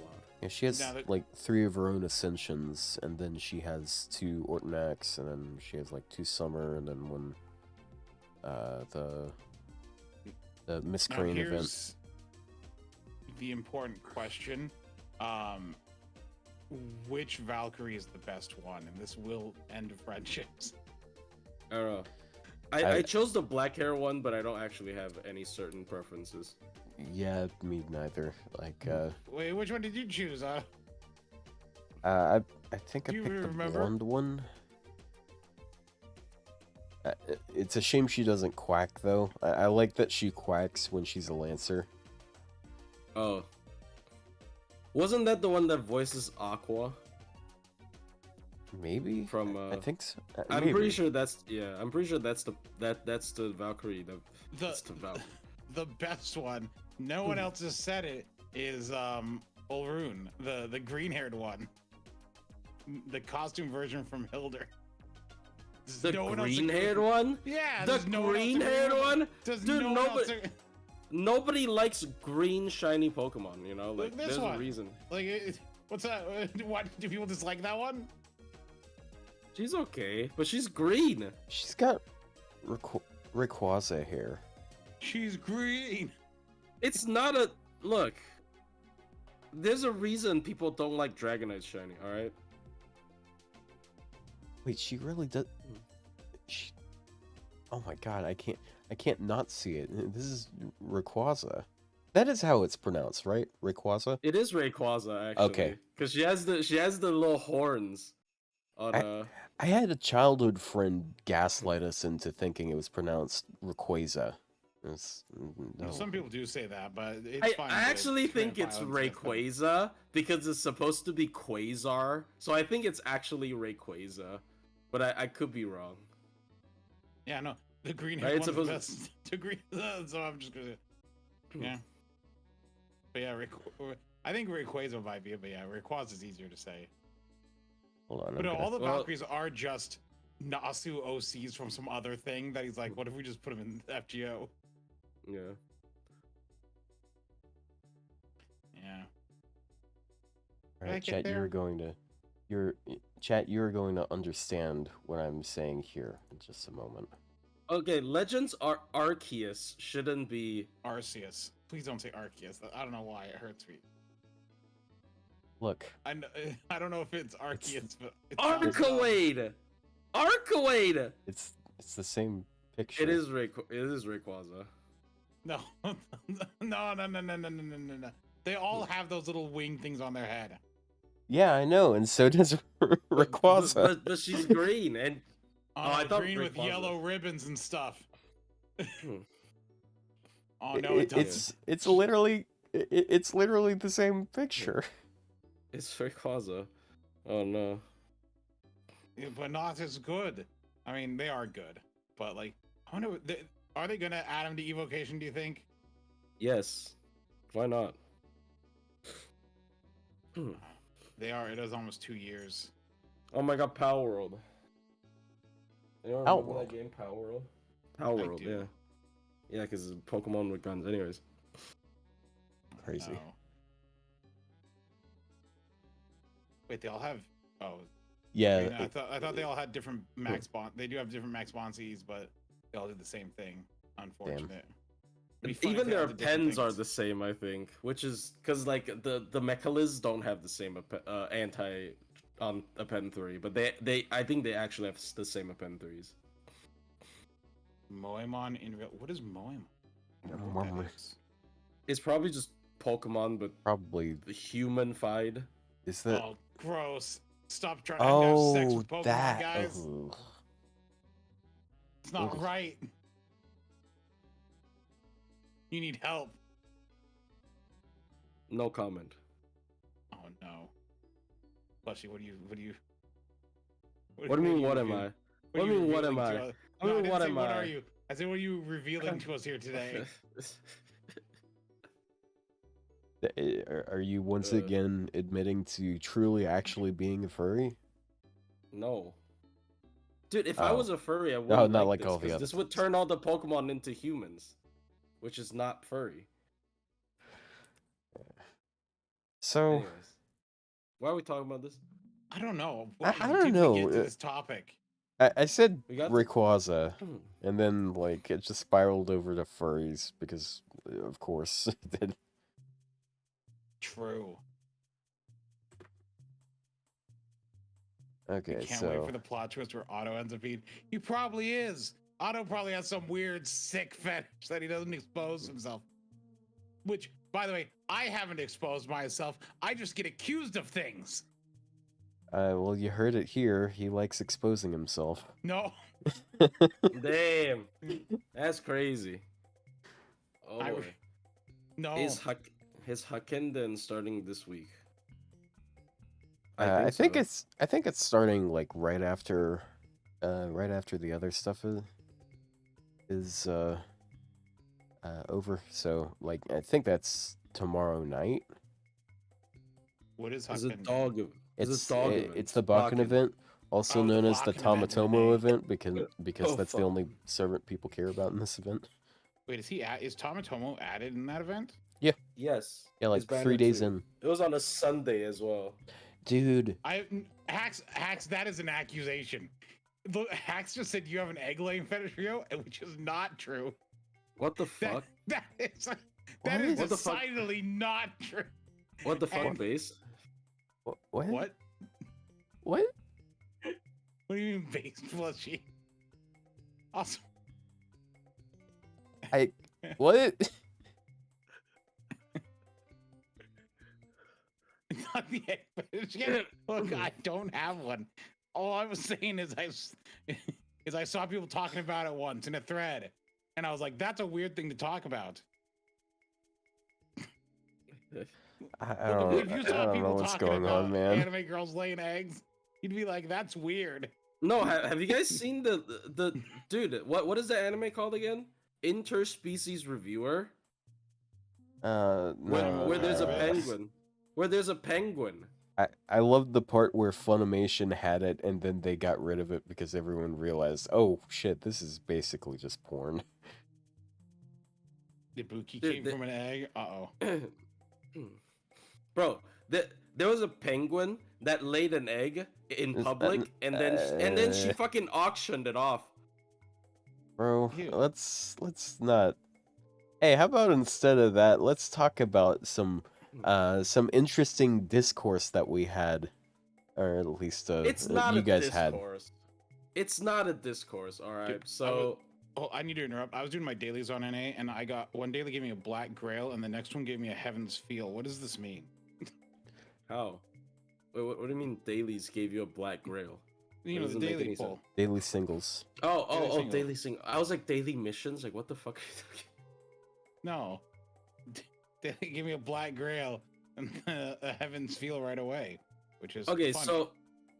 So before I get into this topic, before I get canceled on Twitter again for my shitty opinion, let me just make my stance clear, right? So if you guys don't know, if you guys have seen on YouTube, right, there has been discussions about, like, you know, how, like, suddenly again, like we've had this topic for a long time. It pops up every time when there's when there's nothing to make video on in FGO. Like that's literally what it is, by the way. But like, so essentially, what happened was, why is everybody suddenly talking about how we can improve FGO again? Like, we already talked about this, like, so many times, right? So the reason was, I mean, I'm not gonna attribute it all to me, but the main reason was there was a creator that tweeted a tweet on Twitter that said FGO cannot keep up with Wuthering Waves and Honkai Star Rail, right? So I don't have any animosity against the creator. I don't have any. I'm not saying my retweet was well like format. I didn't think through everything and then retweet it. The only reason I retweeted that was because I'm so tired of seeing this shit. Every time a new gacha game comes out, people gotta go like, damn, look at this 9-year-old gacha game. It's so old. It can't keep up with the new game. Yeah, no shit, Sherlock. Right? It's 9 years old. And this guy, this game was 2 weeks old when he tweeted that. Right? So, like, so I was just angry because I don't want to see that shit on my timeline again. So I retweeted that. I was like, I think it's a stupid comparison. They're completely different types of games, especially Wuthering Waves. Because if you don't know, that game is like, what, real-time combat hack and slash? I kind of forgot. It's like Genshin. It's Genshin. It's like Genshin but better, I think. Apparently, in terms of combat. Other stuff, I think it's a bit shaky. I don't know. I don't play Wuthering Waves. I no comment. Anyways, so basically, what I retweeted was just like, I got a little bit heated right? What I retweeted was, this is a stupid comparison, and you know, you don't actually want the game to be better. You just want the game to be like every new gacha game on the market right now, which is boring. That's all I tweeted. And then what happened was that creator, you know, made a podcast talking about this topic, and then another creator reacted to the podcast where the 3 other creators talked about this topic, and another creator made a video of his own, like, you know, adding his 2 cents into the matter, and then another creator said he's going to make a video adding his 2 cents into the matter, and then another creator made a parody. So like, this whole thing just blew the fuck up out of nowhere. And all I'm gonna say is, I know I've been yapping, but before I go to court, I'm not gonna make a video because there's nothing to say about what you can, like, what is there to say about what we can change about FGO? We all know. We knew what FGO needed to change before Genshin Impact was even a thing. And then secondly, I don't want to start more beef with creators. I started beef with 2 creators this year already. I'm not about to start a 3rd beef with a 3rd different creator. So there you go. But the bingo board, Plushy. The bingo board. What do you mean bingo board? You know, it's the bingo board of all the FGO content creators. Every time you get in beef with one, we put a mark on it. Cross them off. Have you guys seen the? It's like a dartboard. He's just like. He's just putting on like every 2 months. Beef with this guy. Every 2 months, he puts on the blindfold. He just throws a dart, and then it actually doesn't hit the dartboard. It just hits some random person, and that's who he has drama with now. Like, have you guys seen drama against you? Like, I don't think your post was inflammatory. I think your post was a normal response. Yeah, because I saw some Twitter replies, and also one of the creators I'm not that familiar with, but I know he's a creator. So like, a lot of people are rude to the original poster. I assume he's like not happy about, you know, me quote retweeting and making a big deal. But I already apologized to him. Yeah, I caved. I apologized to him. Like, okay, I didn't know this was a prelude to a podcast episode, right? But like, was it really? Did the podcast come because of the tweet response? I don't know. Okay, look, I'm gonna give him. And guys, this is the podcast episode he's talking about. This was all a prelude to this episode. I'm going to give him the benefit of the doubt that he made that tweet as a prelude or as a promotion to a podcast discussion episode. So it had an intent, and it was not hostile. So I shouldn't have jumped to conclusions regarding his intentions or his lack of intentions. He's just coming up with random shit because he likes to talk shit. I shouldn't have jumped to that conclusion, and that's why I apologize. Also, I blocked Wuthering Waves from my. That is a banned word on my Twitter timeline because I don't want to see shit about that anymore. So, I wonder, did you make your post first or? Hold on, I think we both posted at the same time.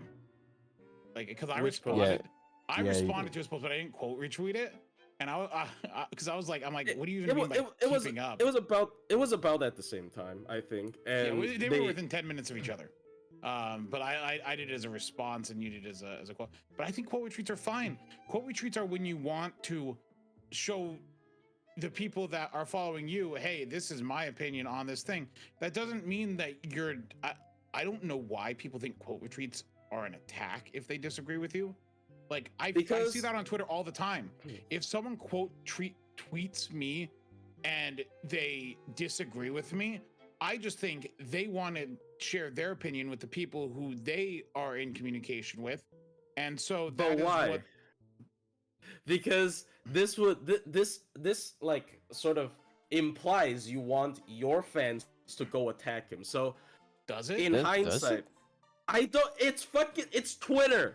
Okay, everything has a malicious purpose until proven innocent. I think it's more so Twitter users are so deep in the sauce and all, and they're so like they're too like that's so negative thinking. So that is such a negative thought to have. I think that okay. I think there are a lot of. Clarify, nobody's accusing me of attacking. I just feel like. Sorry, you go.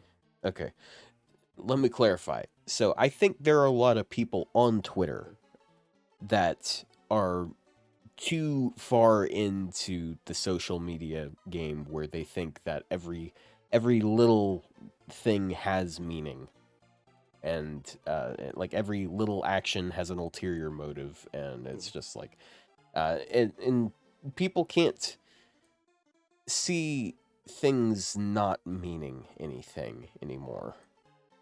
Yeah, I mean, okay. Here's the other thing, right? Because like my latest beef with another creator, I was also unhappy with him quote retweeting me, but it was not because he quote retweeted me. It's because he quote retweeted me saying he was gonna make a video on me. But I feel like people would be like, okay, Plush is a bit of a hypocrite, right? So I feel like I shouldn't have quote retweeted. Like I am already. Nah, it's fine. Look, if people are gonna take offense to things regardless or not, but like, I think it's fine. But also on the topic of like, you know, even the idea of like, oh, here are the things that FGO need to fix. It's not like, you know, we here don't point out things we want changed or should be better about FGO. Yeah. But like, I feel like when you make that the focus of a video, that's so negative. Like, yeah, it's like, because you know, I don't know. I don't know about that. I think that's just however you approach it. Because like, to clarify, I haven't watched that video. Like, it could just be like some theory. No, I mean, it could just be like theory crafting, but like, it's just pointless. That's all it is. It's just. I am like. I mean, like a lot of the shit we do is pretty pointless. Like that's just how the content machine works. But. Yeah. So that's why I said like, if he tweeted it for the sake of like a podcast episode, then I understand, because it's just for content, right? I'm not saying that's like for. I'm not saying it's farming engagement. I'm just saying like it's for the sake of a good discussion episode, and it's whatever, right? But like I just feel like I'm not saying my tweet is, you know, justified. I'm just really pissed whenever I see, especially when you use languages like this game can't keep up, right? In some language like what this game can learn from Genshin Impact, or what FGO can learn from. I mean, I'm not happy looking at these posts either, but I feel like, you know, maybe it's just me. I got triggered. Okay, I got triggered, and I did my little trigger finger, and I quote retweeted him. Right, but yeah, but no, it's like because I've said it before, you know, I've said like, as far as like FGO's gotcha, I'm like, oh man, I wish FGO would like implement like the pity systems, you know, like Nikkei does, because I think that works really well. I'm not saying Nikkei is going to overtake FGO. FGO can't keep up with Nikkei. That's the difference in those two statements. One is, I like this system. I think FGO would benefit by adopting theirs, versus this system is better, therefore FGO will fail. You know, like that is the difference between those two statements. One is like a positive, like, hey, look what could make things better. The other is, this thing is lacking, therefore it's bad. Yeah. Right? So another thing I want to mention, because I'm not gonna assume all of you saw what I said in my quote retweet. So another thing I want to mention is that I'm stating the truth, right? I never try out Honkai Star Rail. I never try out Genshin Impact. I'm never gonna try out Wuthering Waves, because every time these kinds of games come out, they gotta get, people like to compare them to games that I like. So I'm spiteful about it. I'm like, why are you trying to shove this in my face and telling me, oh, what you're eating right now is dog shit. Eat my T-bone steak. Like why? Like, you're trying to force sell me like this new product by slandering the old product that I like.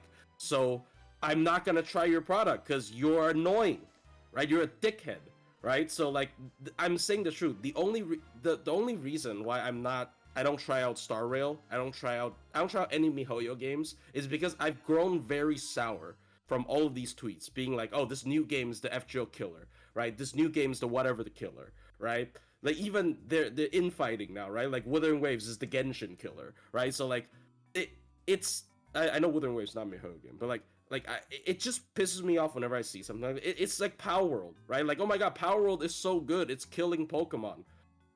Okay, then I'm not gonna try Power World because you keep trying to shove it down my throat by comparing it. Like, so it's so much better than what I play, right? So like I'm missing out on good games because of you assholes, right? So like, it's also really funny because none of that's happened. By the way, it is funny because how old is Genshin Impact now? Hold on. It's like what, 3 or 4 years old now, isn't it? Right. So Genshin Impact came out 4 years ago now. Has every other gacha game died? No, it's so funny. People are like, oh, it's like it is that weird thing of like the success of my competitor makes my thing worse. It's like how many gacha games when you look at that Signal report, when you look at the Sensor Tower, not Signal, Sensor Tower monthly revenue reports, people look at those and they're like, oh no, my game did worse, and I'm like, your game did worse. Fate Grand Order still made $14 million in Japan last year. Does it matter that Honkai Star Rail made $52 million in China? No, it doesn't. This is the other funny thing, right? So this is like a dick measuring contest, but the dick isn't even yours. Yeah, but the dick isn't even yours. You know what I mean?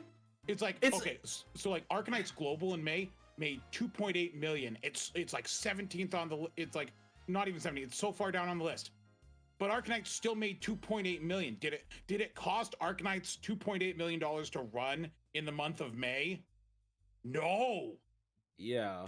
But they made you don't have the success of another game does not mean the failure of another one. And it's clear because the Sensor Tower, I keep saying that. The Sensor Tower report is like 100 games long. And like, okay, some of them you can tell are doing bad. Like they make 30,000. Like D4DJ Global made $40,000. But like maybe that's all they need to maintain their game. Like who knows? Yeah. Like exactly. Like, but the dick isn't even yours.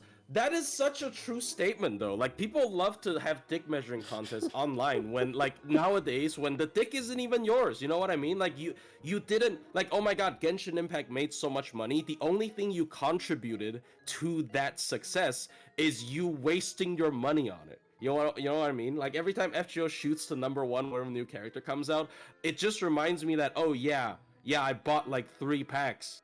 Oh shit! Like, I'm part of that number. Yeah. I'm part of that. I'm part of that number. I'm part of those suckers that drop 5 packs on a fucking 4-star, right? Like it's not necessary. Like I don't know why you're proud of that, right? Like it's so stupid.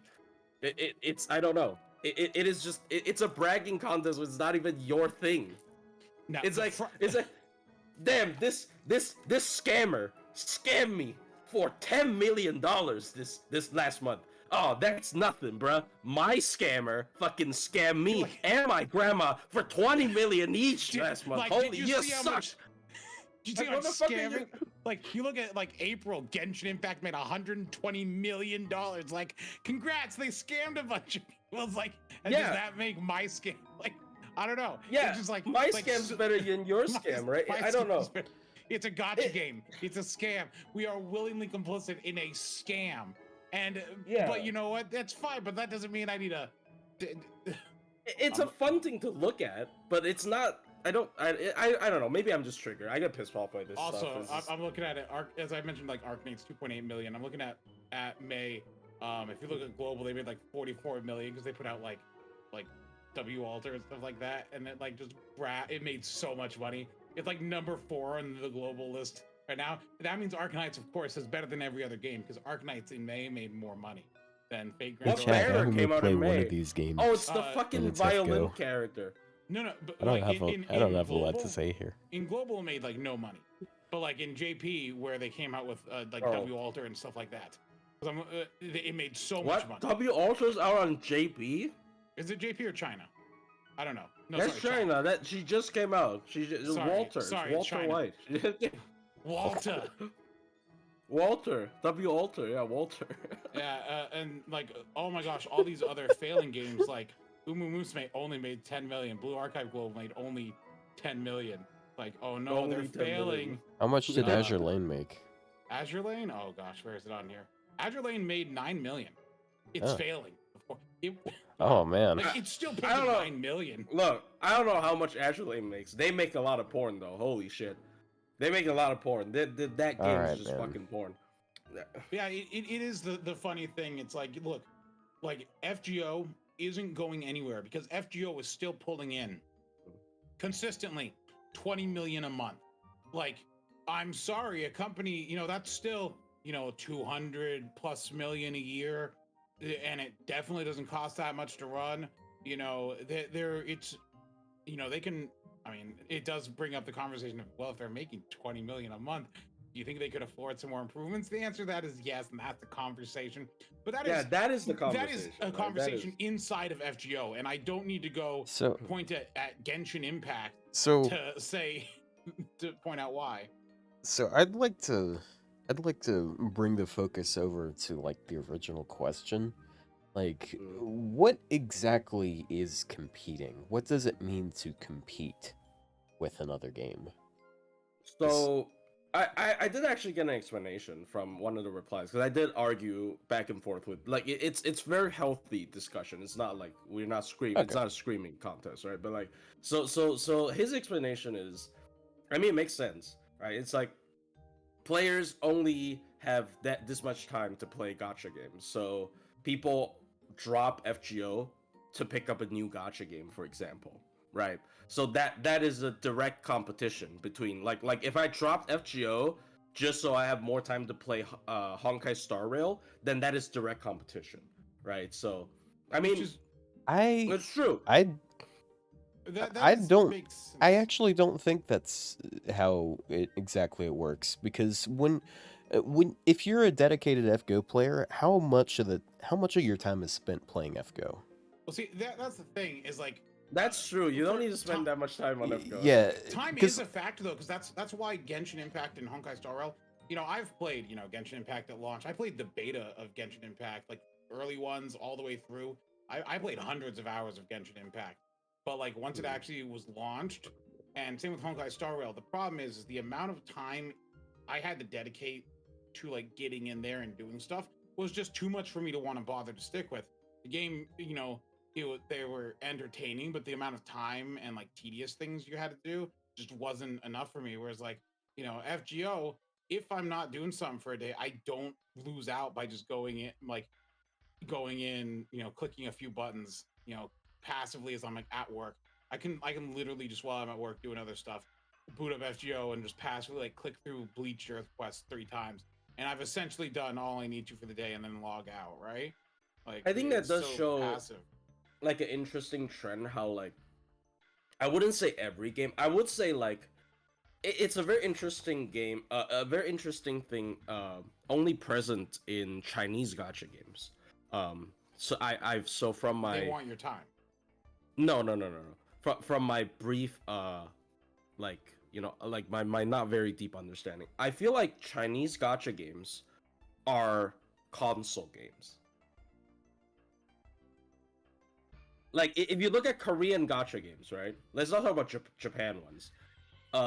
You look at Blue Archive, or you look at Nikkei. I feel like those games are truly built for the mobile platform, right? Same with Japanese games, but Chinese games are almost always just console games with a gacha built into it. So I think they're just very different, and it's also like it's very easy to make them look good in an argument because at a baseline level they are technically like mechanically superior because they are console games that they force ported into a mobile platform, right? So I guess not force, but like, and here's something interesting. Like, so I don't know, I don't know a lot of Korean mobile games. The only two I have one very familiar with and the other vaguely familiar with are Nikkei and Blue Archive, and both of those I think that they're terrible streaming games because they are so time efficient that you can go in and just after you've done like an event quest in DK, after that, you just literally click the sweep through this. You use all the daily runs, and you're done. You do your boss fight once a day. You have it sweep through the rest, and you're done. There's quick battle for the other thing. Like Nikkei, I have at times woken up and been like on a weekend, woken up at like 12:55, and I'm like, oh no, I forgot to log into Nikkei today. Reset is in 5 minutes, and in 5 minutes I can blast through all the dailies and complete everything without a worry. I feel like Korean gachas, if anything, are the most respectful of time out of any of them. And I've seen like play like Blue Archives, like the daily stuff just is got like all the missions and stuff are sweeps and whatnot. It's like once you do something, you don't gotta like repeat it for 5 billion years.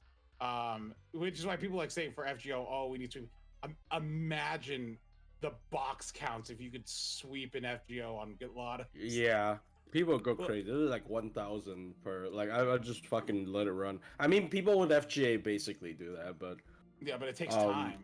It does still take time. It's like Arc Knights where it still plays out the battle. Doesn't respect your time. Arc Knights they want you to play out the whole Chinese.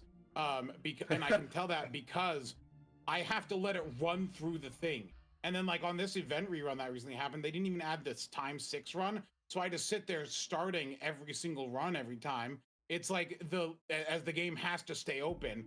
It's like is this open so you're like hacking telemetric thing can like steal all my data while it's running?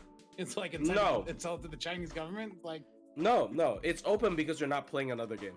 So you're not playing another game. I'm not joking. That is what it is. That explains why their text and story is so slow and. Man, I am glad that I'm not a gacha fan specifically. Like gacha is like one of the things I dislike about FGO the most, honestly, because I like the gameplay, I like the characters. Time is the farming. You gotta repeat shit, right? I don't like the rolling thing. I would rather buy FGO and then work off of that. Honestly, I mean, yeah. A lot of from at least outside looking in, because I've only played a couple gacha games, like a lot of them try to like take up your time in their own particular ways, and it's like farming heavy stuff. And I know that's more of like an RPG thing. It's not just exclusively gacha. But you are right with what like gacha. Definitely want engagement. Every gacha has, daily login for one. That every gacha has that because they want your engagement, right? Yeah, that's why every day you log in for your daily singles on FGO and you pay the money. Yeah, the game wants you to, instead of sitting down and playing the game for 2-3 hours at a time and enjoying like a video game, the game wants you to want it to be sort of built into your daily schedule, right? It becomes like clockwork. Every day I wake up, I open Playground. Yeah, that's what gacha games trying to do, right? So I don't like that. Like noon hits and I open FGO and I'm like daily roll and dude, it's scary. I fucking love like Pizza Tower. It's completely irrelevant to the discussion, but I like that I can just go over to this game that's generally pretty fun just to play, even if I'm not accomplishing anything of note. It's just like I like playing this game, and I don't feel bad if I forgot to play it today. I don't have to spend money to be able to play as the noise. Actually, go further. I don't have to spend money hoping to get a chance of playing as the noise. I'm just not a fan of that aspect of gacha games. It's just gambling. It is. I would prefer games not, but unfortunately, I also end up liking these games, especially like some for the story, like FGO and Nikkei. I'm like, oh, I actually want to keep up on like the story thing, so you end up playing it, and stuff like that. I do want to mention. So, someone else mentioned in the chat. They mentioned like China makes Xianxia novels with like.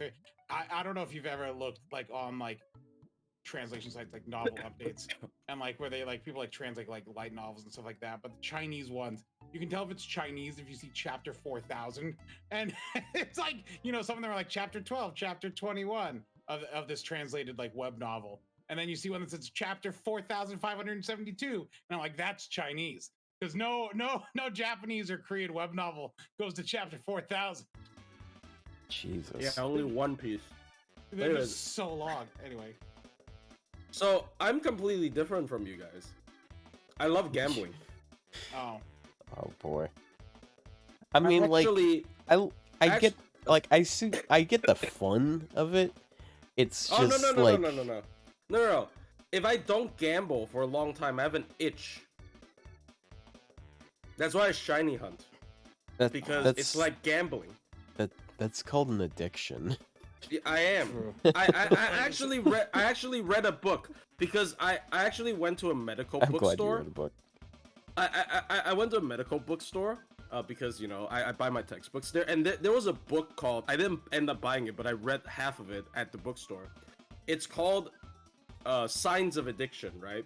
So there's like a 20 criteria list of like when you're doing something and you feel that way, you're probably a gambling addict. And I checked off 15 out of 20, right? So jeez. I'm actually pretty bad.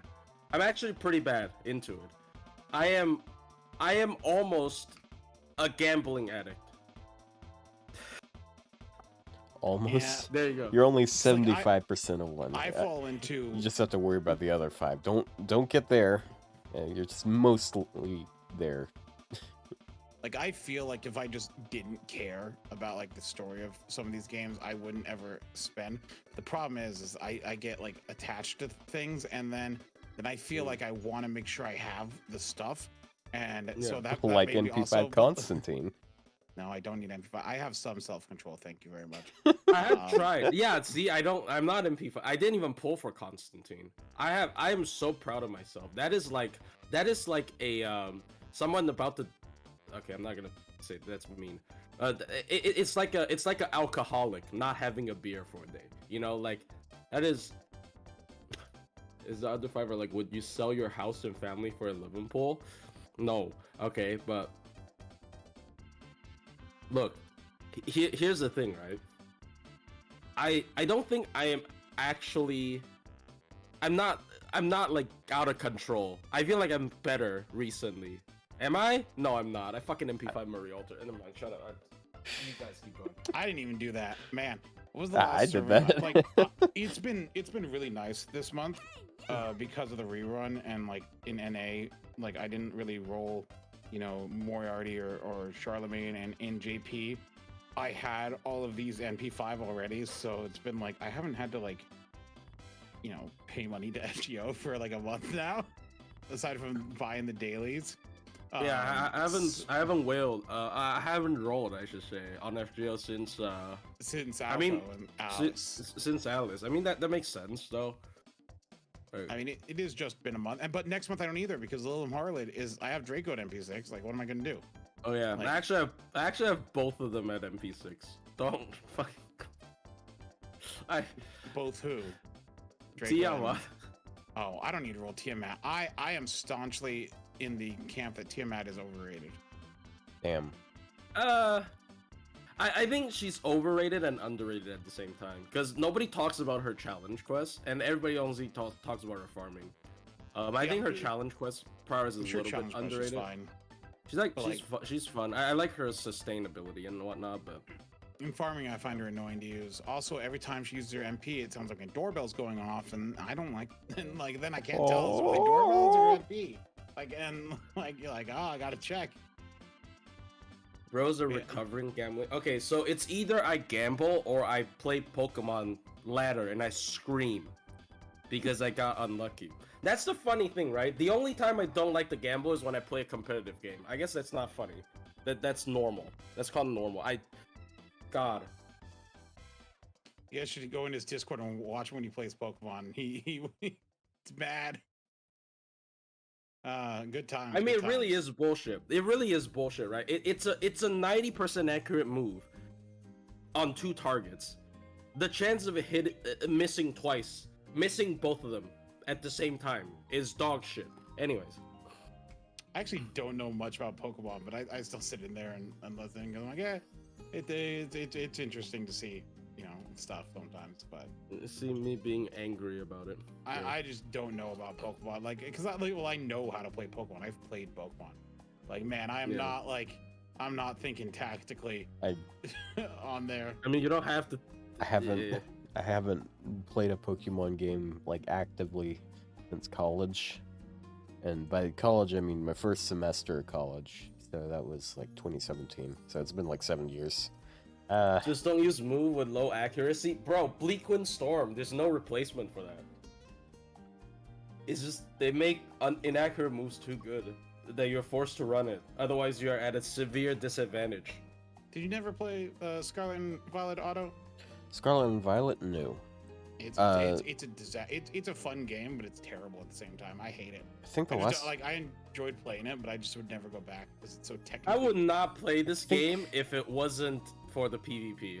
That there's no way you can make me replay PvE Pokemon from the same game. I think the last one that I actively played was like Moon, was it? No, Sun Moon. Yeah. No, Moon. I didn't buy both of them. I'm not. Well, that's crazy.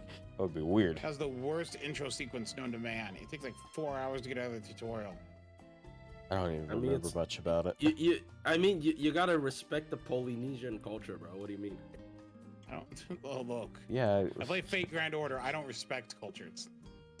Okay. So here's the thing, right? Ciano Divoso, is that how you say your name? So Bleakwind Storm, 80% accurate.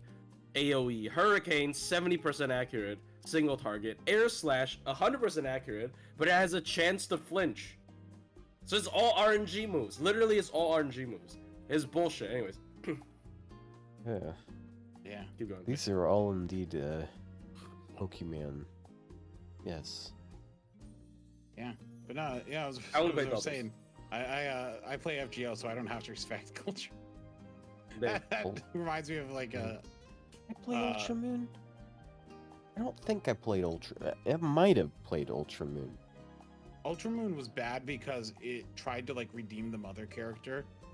And okay, I didn't play that one. They shouldn't have done that. They shouldn't have done that. Like, what's wrong with her just being a villain? Why try to make her sympathetic? What's wrong with her just being a bad mom? But if evil, why hot? is the question people are saying. Horrible women is my jam. Wow, what a sentence.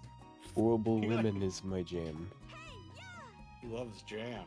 Women that are horrible people is my jam. Oh my god. Man. Alright, you hear that?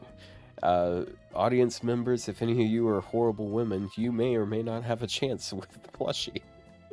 Oh, she was redeemed by the start. She was literally being controlled by an alien. It doesn't matter. Didn't make her a good parent. What's wrong with her just being a neglectful parent? Huh? I don't remember that much though about it. Once again, when did Sun and Moon come out? How long ago was this? Sun and Moon. I mean, I assume it was like 2016. That was 8 years ago. You expect me to remember the plot of a game from 8 years ago in detail? Like, damn. What language is this? Is what? Among Us? What one of the languages has sus in its name? What are you talking about? Among Us's name in one of the languages has sus in it. I'm very upset. Hold on. Oh. I don't know. Somebody was. Huh? Never mind. Whatever. He's being sussy. Exactly. They're being sussy. Yeah. Yeah, no. Sun and Moon, I do not like replaying those. They start terribly. What was the Pokemon? I don't know. With any Pokemon would I ever want to replay? You know, I actually liked X and Y. People seem to hate X and Y, but I liked X and Y. I have like 500 hours in Pokemon Y. Damn. Yeah. I had a stretch of my life where I was staying up until like 4 a.m. Like even as a even as a child before I got my own agency, and like as a person with a job and all, I was doing that, and I would sit there half awake grinding. Uh, was it a battle chateau? What was that place? Can't remember what it was. No, but Otto, what starter did you choose? What starter? What were the starters in X and Y? Pokemon X, Y. Did you choose the right? Did you choose the correct one or the wrong ones? What's the correct one? Oh, yeah, I see. Which one did I pick? What game did I is pick this that you're talking about? XY. When I was a kid, I really liked the color green. Chespin. Oh no, that's where Fennekin comes from, you furry! Yeah. Yeah, I didn't think I picked Fennekin. I I didn't. Fennekin because and I didn't think get Greninja. Looked stupid. Yeah, because. And stupid water frog as well. I didn't like Greninja. Wow, yeah, but I'm the first. But what am I doing? I didn't want to have sex with it. I did. Who said I want to have sex with it? You did. I didn't. I don't remember him admitting to that. Bro. Damn it, it didn't work. But when I do it... This guy keeps digging his own grave, he can't help it. Yeah, I remember that I didn't pick Greninja because there was... So I had a classmate who was like super meta heavy and stuff, and I fought him like once. And it was the best fucking feeling ever one time, because he was trying to sweep with Greninja, but I had a Durant sitting up front, and like he tried to one-shot my Durant, and I got a random crit on him and killed his Greninja, and he was so fucking angry. That's me. I didn't win, but I was so proud of that shit, because that guy was a piece of shit. Oh, never mind. That is in fact me. That is so me. Anyways. Dude, I love Durant. It's literally an ant, but it's metal. Yeah, and it has the ability Truant, because a true ant. Oh my gosh, it's a pun! Oh my god. No, I don't think that's why. I'm pretty sure it doesn't work in Japanese. Oh yeah. I'm pretty sure the pun doesn't work in Japanese. See, just looking back on X and Y, I actually like a lot of the Pokemon that came from this generation. Isn't that when which Pokemon came from X and Y? I need to look this up here. I like Aegislash. Oh, Aegislash is cool. Yeah, literally just a sword and shield before Pokemon Sword and Shield. It's not even in Pokemon Sword and Shield, by the way. Yeah. Oh yeah, that was a good one. I liked Aegislash. I remember with my brother. It is? Oh, never mind. It is. I'm stupid. I like how Avalugg is just like flat on top for some reason. Oh yeah, it is in fact it's an iceberg. That was when Sylveon was added to the game. Yeah, that's when they added Fairy type. Ugh. Oh, but when I do it, oh sorry. What do you mean? Well, it is so sad. Ever since I was a kid, I really liked Eevee, and my favorite Pokemon as a kid was Vaporeon. Nowadays, I can't say that because then people think you're a weirdo. Oh, you heard it here, guys. Ryou's favorite Pokemon is Vaporeon. No, it was. No, Zipa, when I do it. This was back this was back years and years ago. Like, come on. So what is your favorite Pokemon now? I don't know. What do you... Glaceon, no? Oh no, that's your favorite evolution. It's different. Glaceon is my favorite Eevee evolution. Okay, so... Because I still like Eevee. No, but I did want to mention, I remember for Aegislash and stuff like that, with my brother, you like Skurlia? No. But he wanted a shiny version, and I was like, Okay, and back then there was like the Masuda method or something where you had like a foreign copy of the game. And I remember restarting a copy of the game in Japanese just to get a Japanese, because like it was like impossible to get like a Japanese Pokemon for some reason. We wanted to be able to do it ourselves, and so I remember doing that and like hatching them. So I also wanted the names to be in Japanese.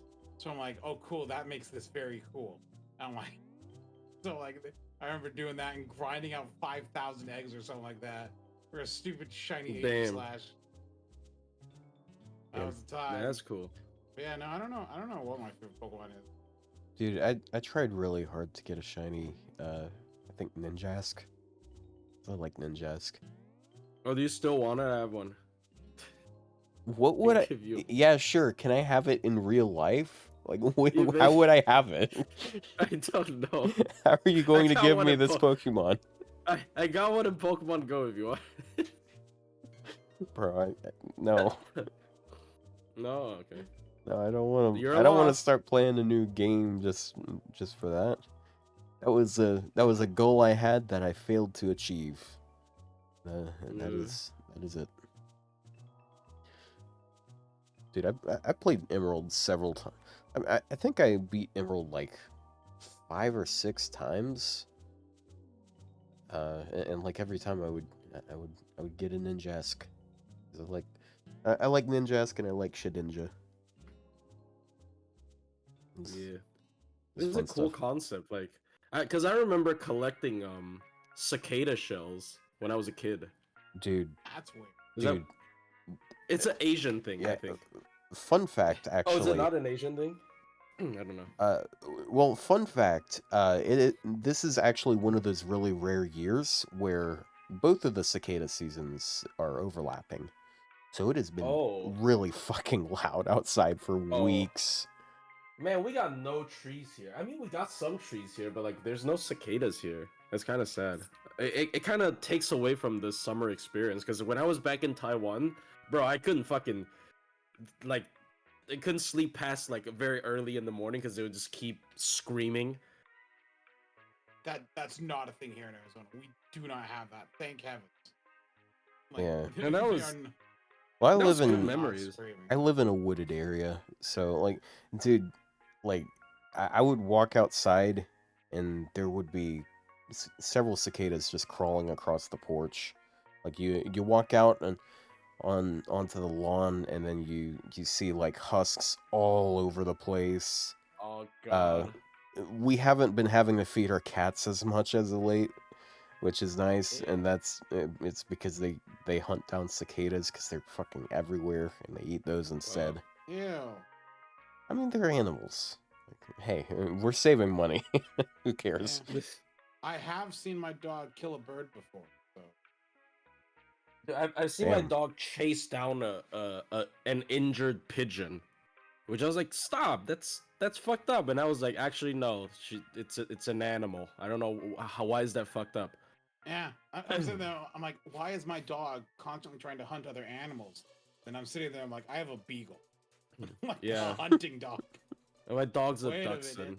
I think it's supposed to hunt badgers or some shit. And it's like, yeah. Yeah. I've only ever had beagles. I've had 4 different beagles. Wow. Yeah, no. You're a dog person. Well, no, I just like beagles.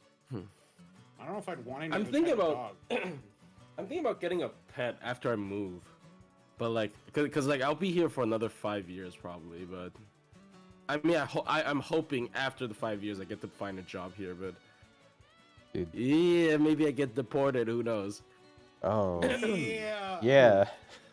Yeah. Make sure to get YouTube Premium and binge watch all of Plushie's YouTube videos, so he has to get a paycheck. No, it doesn't work like that. It does. It does. Yeah. I think I get like 10 cents every like a couple of cents every month. Yeah, even if he turns off ads, like you can still get money from YouTube Premium watchers. Oh. So if it ever hits the payout threshold, what do you do? Yeah, I get deported. Oh. No, I don't think so. But like He can help deport me. Another fun fact is, even though I don't monetize, I'm still forced to not use copy claimed music because they won't let me turn off monetization on revenue share. Oh. So I was like, so I was like, okay, but can I give the guy who claimed it 100% of the revenue? No. I have to have a share. Damn. That's so stupid. I'm trying to not make money here, bro. That's so weird. I mean, it's been 0 for how long? Let me check. Like I'm pretty safe. My estimated earning has been 0 for quite a while. It's pretty safe. Let me see. So for Pat. So is mine. So I've always been more of a cat person. I'm not a huge fan of dogs. But if I had to get some sort of a dog, I'd probably want like a pug. Because I watched a few videos last night and pugs. Those things are don't promote the breeding of pugs. Yeah, those things are a little bit fucked, unfortunately. Those are but an abomination created they by yell man and screech, and it's really funny because though. They're suffering. Because their life is suffering. I think it's because to have a nightmare life. Yeah, because they can't breathe well. Because they can't. It's kind of sad. Oh, okay. Yeah, so I was laughing at their misery. Got it. Yeah, yes. I mean, they don't know. They don't know it's misery. Yeah. I mean, okay. Let me show you a picture of a normal dog skull versus a pug skull right here. Jesus. Yeah. Like they can't breathe. They die early. They have medical problems because they're inbred, and all these other things. Like they are not. Don't encourage the pugs. I mean, yeah, but they're cute. I get it, but it's unfortunate. I've heard like Dachshunds are less. Dachshunds, yeah, the sausage wiener dogs. They're like a less severe kind of, like they also have. I mean, they have spine problems and they have eye problems. So we actually used to have a dachshund.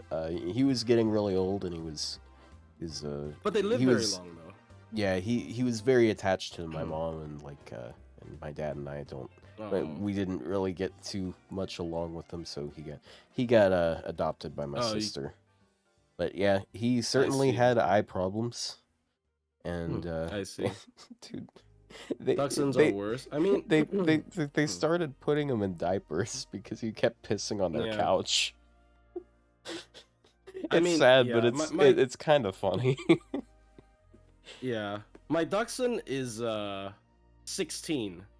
Wow. We're just waiting for her to finally bite the dust, but she hasn't bitten the dust for we were like mentally preparing it 3 years ago, because like 13-year-old dog, like, you know. But it's waiting been 3 on that years, life insurance payout from your dog. No, we're just like I want to be mentally prepared, because I don't like, 16 years is a long time, so like it's I mean, I'm not home right now, so if she passes when I'm not home, I probably won't be that like distraught, hopefully. It's sad. Like, I've had 4 beagles, and 2 of them passed.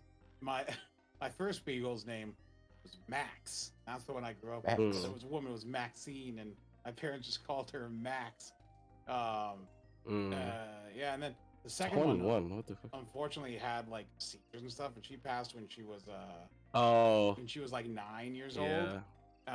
It was sad. That one was hard to go through. But see, that's when my parents started asking, what should we name the dog? And unfortunately, I, at the time, being the little weeb I was, Sasuke named it Emiya. No, my dog's name was Hana. The first beagle's name was Hana. Oh. And then the second one was Emmy. Emmy? And Emmy. So I named one beagle Hana, the second beagle Emmy, and then after I got Emmy, unrelated, I got this beagle that I have currently, and I was like, I'm like, oh, I want to name her like Mia. And my brother goes, yeah, but if you say the dog's names close together, it sounds like Emiya. And I'm like, I can't do that anymore. So we're changing it to Maya. I thought that was intentional, bro. No, it wasn't. I'm like, I'm like, no, we're changing the dog's name. I'm changing the dog's name to Maya. I thought you wanted the dog to like suddenly pull off a Unlimited Blade Works. Oh yeah, I combine the two dogs together. I don't. But Emmy was supposed to be my dog, but she got so attached to my parents, to my mother specifically, that when they moved out from my house, because I bought a house and then my father lost his job, and they were renting and they couldn't do it anymore, so they moved in with me for 4 years. And then I had a dog. And then she's like, and was like, no, I'm not leaving this person. And so I'm like, okay, so I've lost my dog to my mother. And so they took, so they bought Maya right as they were leaving. And they were like, here's a dog to replace the other dog. I'm like, yeah, cool, thanks. Wow. Like when I go over, I still see like Emmy, but it's like not my dog anymore. Like this is my mother's dog. The trade meme. You get a new dog. I get your dog. Yeah, but yeah, beagles are good. Yeah. I like beagles. I like how beagles interact. Beagles are smart. Aren't they the? I don't know, but like in Taiwan, they actually. I feel like it's not just in Taiwan though. They use beagles in airports, right? Beagles for drug sniffing. Yeah, they're real personable too, though. Like they're not mean to. Like beagles just don't attack people. Like beagles just wanna do stuff. Beagles though, if I ever leave the house, she does cry, like howling, crying, whining for like hours. Like, yeah, it does. Yeah, I mean, considering that you never leave the house, it is I've left that house to go to the event, dentist, and as I'm coming back an hour and a half later, I hear her howling in the house, and I open the door, and then she freaks out and like jumps on me forever. It gets better after they get older. I think my dog used to do that until she was too old for it, and she was just like, okay, fine. My dog's like 3 years old, 3 or 4 years old, and she still does it. No, 3 years old now. That's very young. You gotta wait until she's like 8 for it to stop. Yeah, for her to stop caring. I don't think. Yeah, for it to stop caring. Yeah, dogs are just they. People are like, oh, you shouldn't let dogs like sleep in your bed. No, my dog, she sleeps in my bed. Not only that, but she comes up to my head and like looks at me until I lift up the blanket, and then she goes under the blanket and goes then in between my legs and just sits in between my legs and goes to sleep as I'm in bed. That's cute. And that's where she sleeps. And that's how I sleep. And I'm just used to it now. So I was like, yeah, dog. Yeah, that's how I put my dog in a cage, like the animal. No, I'm joking. I sent my dog to my sister's house, and now she has to deal with them. Oh. Yeah. That's how I deal with my dogs. I like dogs. She's right across, sitting on my bed right now. She's asleep. She sleeps all day. Pets is a good topic, but sometimes it is kind of a sad topic. So yeah, I don't know. Yeah. Yeah, I mean, pets are a thing because like pets only live 10 to 15 years. I mean, what are you gonna do? Just something you have to kind of acknowledge. It's like unless you get a tortoise, and then you can be salty about that thing outliving you. You're like, oh, you're dying? I got 20 years left, bruh. You suck. Damn, dude. No, I want a tortoise, kinda. Like, I'm gonna be honest, turtles are fucking great. Like, turtles were... I mean, like, obviously I'm gonna be the one shilling turtles here, but... Yeah, the fuzzy beetle. But yeah, like, I've always really liked turtles. Like my first Pokemon that I picked Turtwig. Because... Oh, that's cute. Because, like he's a green turtle. It's great. You know, the current generation, the newest DLC pay-to-win Pokemon's a turtle. It's like the turtle that sits on the globe, like it's the world turtle. It's the turtle, and it pisses me off on ladder. But anyways, actually no, it doesn't really piss me off on ladder. I have a good matchup into it. But... Dude, I'm not a big fan of turtles. Dude, I'm doing this rank up quest on an A, and I got a tier stone, and I'm like, Yes, a tear stone. And I'm like, oh wait, I have 60 of them and I don't need them at all. You will. I need them on JP right now, as a matter of Right, fact. and you'll need them in the future in NA. Tearstone bloods are like my. What the fuck? Bloodstone tear bloods. Bloodstone Mud tears. bloods. Is that their name? Yeah, Bloodstone yeah, tears. Bloodstone Sorry, English hard. Tear.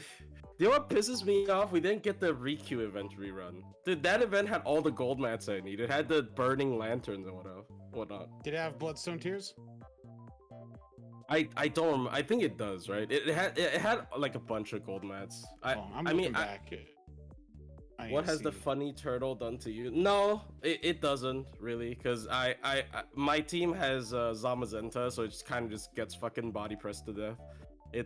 I lied. It was never a problem. Was Ryou 2022? Yes. Yeah, that's later this year. Yeah, it was Guda Guda. Okay. Yeah, because she came out like right after Summer Ibuki, so people didn't care as much about her. Is on Pelipper? Yeah. No, but hear me out. Oh, sorry, I'm talking to chat. I'm trying to look at where the exchange thing is listed on here, and I don't see it on the. No, it's in the tea brewing like section. This is specific. It is in shop. It's one of the tabs in shop. Oh, shop tea brewing. There it is. Plus, she loves wet bear. Dude, I hate the wet bear. No, there were no bloodstones. It was the flames, hearts, and black. That's why I don't need hearts or flames anymore. I killed those materials. I need the grease. I have no grease. How do you? I have so much grease. Give it to both of us then. Speaking of that, I didn't know Zacian was a female. What the fuck? Apparently, it's a fucking female in lore. That's so weird. What? It's a Zacian, whatever. It's a legendary Pokemon that I thought it was very masculine, and apparently it's a female. I thought you were talking about FGO still. Yeah, this character's a woman. Didn't you know that? They'd never do that in FGO. They'd never make a woman into a man. I mean, it's a dog. Oh. Okay. They'd never make a woman in FGO into a man, but they will turn men into women at a moment's notice. Females can wield swords. I know. All right, like Saber. I refuse to believe that's a Fate reference. Yeah, this is just a Dark Souls reference. It's a dog holding a sword with its mouth. Oh well, yeah. It is. What's Sif? Sif? That's the dog's name. Is it? Is it? I don't know. Sif? Miraidon's a woman? The fucking... Yeah, Sif. Miraidon's a female? I feel like you're making stuff up now. No, because somebody in chat's... All I'm saying is, what a fucking bitch. Sorry. Bro. What is even... Man, what are we talking about? Well, we talked about Constantine, then Don Quixote, then we talked about the trauma. And then we started talking about Pokemon and animals. And I don't think those were actually related topics at all. No, they're tangentially related. But I don't think they were connected, like in the conversation. If you guys play Elden Ring. I do not. No. I know Plushy did because he doesn't have a PC. Yeah, for Plushy. I'm gonna get one when I move. And hurry up and move, dude. Games. We'll be able to play games. My lease ends until my lease ends on July 31st. Okay, like. Oh, you gotta move in the summer. That's the worst. Oh. Yeah, I had to do that too. I like drove all my I stuffed all my stuff in my car. I barely had any room in it. Like something was like poking me in my shoulder with how little space I had, and it was in the heat of summer, so I had to drive like 3.5 hours from where I was to where I am now. That was miserable. Yeah, I've moved in the summer before. It sucks. Yeah. Jojo Bug. Oh, Buzzwole. Bruh. Yeah. Fucking buff buff mosquito. Do you know I'm allergic to mosquito bites? No. Damn. That's new to us. That is not... It's horrible. That doesn't sound like the type of thing you would have told us by now. It is very horrible because I live in Taiwan, and it's a tropical area, and mosquitoes are everywhere. And every time I get stung by a mosquito, I get hives. Ugh. How do you deal with that? I don't leave my house, or I have like an EpiPen when I leave. Oh, like the you house. actually have like an EpiPen? Not an EpiPen. It's like a mild version of it. I'm not gonna die from a mosquito bite, but like I get like hives on my leg. Ew. It's really bad. It's like apparently I went to the doctor once. Like they didn't actually do a thorough allergen check because that takes a long time, and I only learned about how long it actually takes when I was studying medical technician for a medical technician. But we didn't do the whole test. But like he's like, you're probably allergic to the anticoagulant of the mosquito. I'm like, for really? And then it's just really bad. And like every time I get bitten, it just my whole leg just swells. And then does it matter where it bites you? Well, it usually only bites the leg. Okay. I'm glad I'm only allergic to nuts. Oh. I'm glad I'm not allergic to anything. Like, see, here's the in thing. reality. I'm allergic to nuts, but all it does is it makes my mouth burn a little bit sometimes if I eat walnuts and stuff like that. So you still eat walnuts? If you come with like banana nut bread, and I'm like, well, it's banana nut bread. There may be walnuts in it, but it tastes good. Like, I'm willing to put up with it. What? Damn. Really? Really? Yeah. Isn't that kind of dangerous? Maybe. So you can't have peanut butter? No, peanut. No, it's nuts. I don't like Peanuts peanut butter. aren't nuts. We talked about this. It's not a peanut allergy. That's different. Yeah, I think it's different. Oh. Nut allergies like walnuts, like tree nuts. Like walnuts and almonds, and I like almond joys. Not meat. Oh, damn. Not these nuts, that's for sure. These nuts. Yeah, I think it's a bit different. My cousin has a peanut allergy. Yeah, it's a bit different. He's got build up an immunity. Yeah. Well, it's good that you're not allergic to peanuts. It's also a good thing to have though for when I'm like back when I worked in an office to avoid eating certain things. To say, oh, sorry, I got a nut allergy. Oh, so you can avoid. You can turn down the fucking like weird pastry that you don't want to eat that they're giving out all over the. Yeah, I don't actually like pastry because it's such a minor thing. Like, you know, it just makes like my mouth burn a little bit. So it's like I'm like, like if I really want to have something, it's fine. But like, you know, if I don't want to deal with something, it's an out. It's an easy out. Yeah, that's my nut allergy story. That's a good story. That's a good story. Yeah. Is it? Yeah. I lie to my coworkers all the time, especially when they ask, "What are your hobbies?" I don't have any hobbies. It's like, I don't have hobbies. I sit in the dark room and don't talk to people. I don't do anything. What do I do on my phone? Nothing. Just stop asking. No, I got caught, bro. They saw me playing fake Grand Order, but he also plays fake Grand Order. They play the China server. Does he know that you're the great plushie mistress of renown? He plays the Chinese server. He doesn't have YouTube. I mean, he does have YouTube. He lived in. He's not gonna know, bro. He's not gonna know. I'm not gonna know. That'd be the hubris of thinking they'll know me. Yeah, the fucking hubris thinking to know.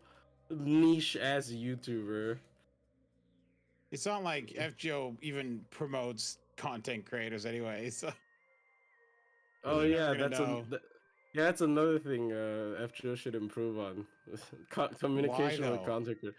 Honestly, yeah, I don't get why. Because I really feel like that doesn't benefit the actual players. Also, it might help it become a little bit.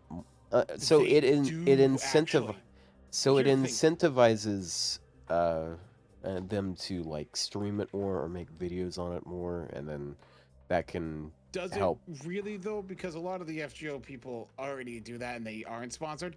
Plus, they do sponsored streams, just not with any FGO content creators. Yeah, but like, look at most of the most of the FGO videos what I'm saying is how, shit. Okay, what I'm saying is, how does that benefit the general players that are not content creators, right? Because I get the idea of like, you can use content creators as means to communicate with the with the company, right? Like if they have really good content creator communication, then you can like content creators can tell the company like, oh, this is what players are saying, right? But this really good. It might, there might be a bit more direct of a benefit specifically with gacha games, because one of the most popular types of things that you can watch in a gacha, like with a gacha content creator, is roll streams. Is gacha. Yeah, it's gacha. Yeah, it's gacha. And exactly. You watch some gacha, you're like, damn, this person got lucky with this thing. Maybe I'll roll for it. Or maybe they'll make some sort of guide talking about how Omega busted this new Genshin character is, and then they're like, oh well, I'm out of primos or whatever the fuck you call them. I gotta spend money to get this character because they're super broken, and like people are more incentivized to make guides like that if they're making more money off of it. Like I mean, that's why. But how does that benefit the general players? Does it benefit the general players? It does. Yeah. I feel like it doesn't. Well, if it incentivizes content creators to be more active, to make better content, or to make more content or make better content, then that can sort of help them. But just like normal players that don't watch it, like, well, I mean, obviously it's not going to affect them because, like, yeah. Now, I'm wondering, does FGOJP ever interact with content creators? No, bro. If you're smaller than Pecora as a content creator, you ain't shit. All right, you ain't shit. Anyways, give me a second. Well, here's the thing, because like FGONA, I do think the only time I have seen them have a streamer promote is Ina, and it's like I'm like, understandable. Well, but she has like connections outside of, you know. Well, Pecora did that thing where they were like walking through the the convention, and she was like commentating over it, which is like kind of a nothing burger, but like, hey, some people watch Pecora specifically for that. I'd say most people probably watch her just because she is who she is, and like if you can get the character attached to like if you can attach a character that people want to watch to something that they don't care much about, you might get them but I also stay there. But it's like I heard like even the games that did do a lot of like content creator stuff like that, over the years they've really toned it down. Like, because I think I heard something about like Genshin and Star World don't really, like, you don't get a lot out of it anymore. Well, yeah, because they achieved you served your purpose. Like, without a better way to put it, you served your purpose. You promoted my game, and now I am the biggest gacha game company on the platform. I don't need you anymore. I'm gonna look for bigger, more influential people to further promote my, like, why would I need a gacha streamer that whose entire fan base already plays the game? You serve no purpose. So of course the money, it's not even like, of course the way I put it, it's like, it's very mean, but it's not mean. It's just like, it's advertisement. Like, why are you putting ads in places where everybody that can see it already has your product? It's pointless, right? You got to put ads where people who hasn't purchased your product can see, to incentivize them to buy your product, right? That's just how it works. So like, I feel like none of this sponsorship would really work unless you have very deep company ties it's just how it works, dude. Like, yeah, I don't think that's why you never see them, because like they don't serve a purpose. Like, this I'm sorry, business. what are they gonna It's business. what purpose? Like the biggest FGO streamers like Cad, Mist, Bino. What would one? They're the biggest FGO streamers, but their view count is still, not like Fucking tiny, right? FGO is a very small game. Yeah. Like, what benefit? All the people watching them play FGO already play FGO. Dude, it's literally pointless. The fact that we have like less than 10 FGO content creators that have over 100,000 subs on YouTube, it's honestly insane. Like, that's how tiny we are. Wait, Mist didn't even hit 100K yet. We have Xnaya. We have Xnaya.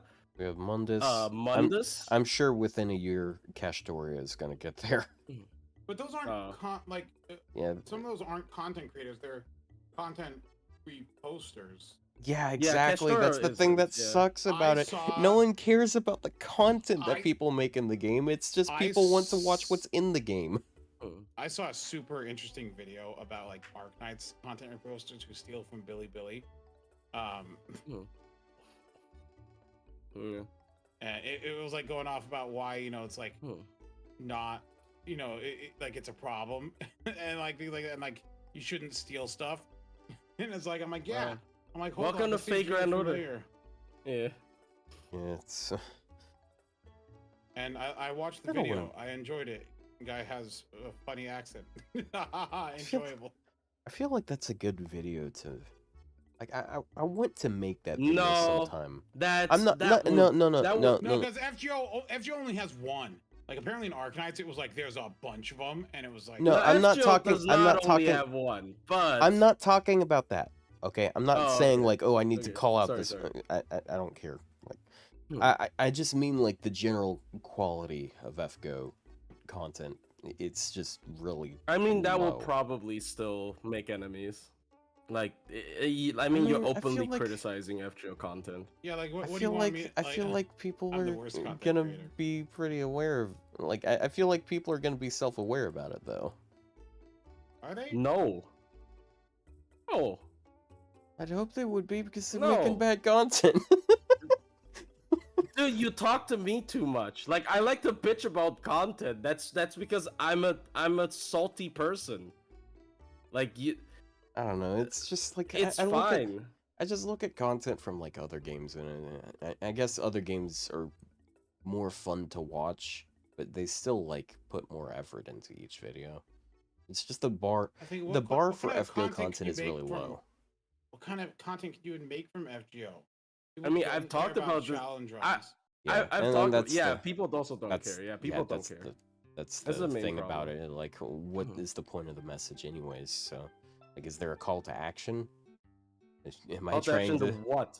Yeah, like, hey, you guys should make better content. You guys should stop making shitty content. Like, like, what the fuck? Spend more time making videos that like are gonna perform probably the same. Honestly.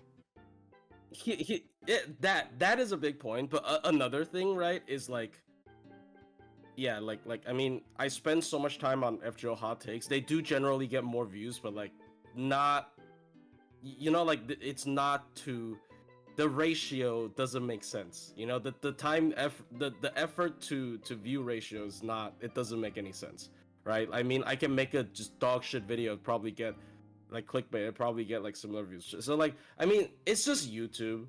Like YouTube realistically is a platform that doesn't reward effort. Like, how many times do I have to say this? Like YouTube. It has devolved into a platform where like nobody cares, right? Like people are moving on to like TikTok, bite-sized what do you call them? Like fast food content or whatever. Like they're just like not literally eating fast food, but it's just easy, fast, easy to consume garbage, right? Like, wow, never mind. I shouldn't be that salty, but like. Companies do have niche ones, like I'm trying to think, like I know like there's like what's his name? it's Musan, I think. Who? What? I'm trying to think. I want to use something as an example. Describe the person. Yeah, it's Musan Pro. Like, for example, like in like FGO, not FGO, in like Nikkei, there's like the only like they have like content creators that are like little animations and stuff like that. Like even in like the West, like you just don't see that for FGO. It's very weird.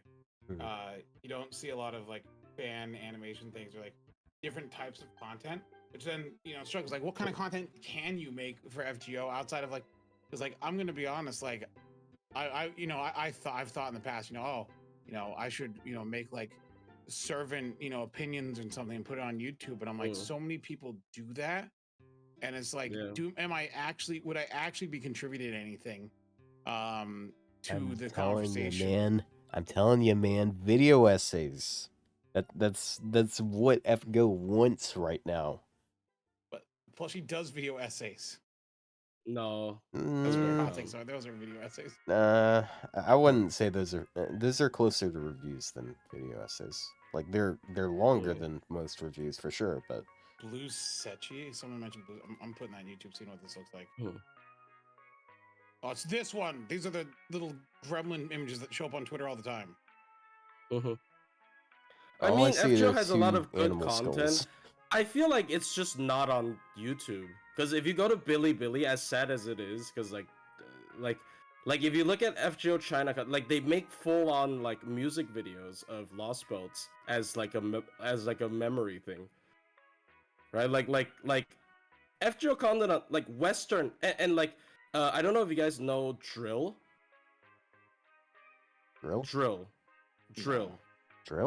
is a FGO theory channel that breaks down like what the newest chapter implies in terms of like what implications this new chapter has gives to the whole.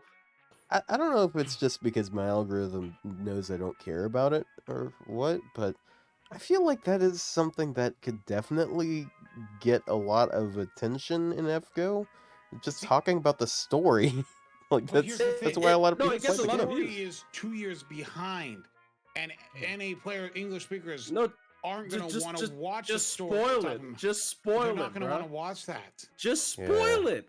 I mean, I'm not a lore master though. Like, I'm not that good at Fate lore, so I mean, I cannot really contribute to that part of the content, but like, I don't know. It's just. It's fine, I guess, as it is. Like, it's kind of sad how it's fine as it is, but I don't know, man. Once again, FGO still made $19 million last month. So you know what? Who are we to say? Can I have a little bit of that money, please? I would like some of that. Please, sir, a crumb of millions. Please sponsor me. FGO, sponsor us. Yeah, sponsor our podcast where we like talk about our pets and stuff. And Pokemon.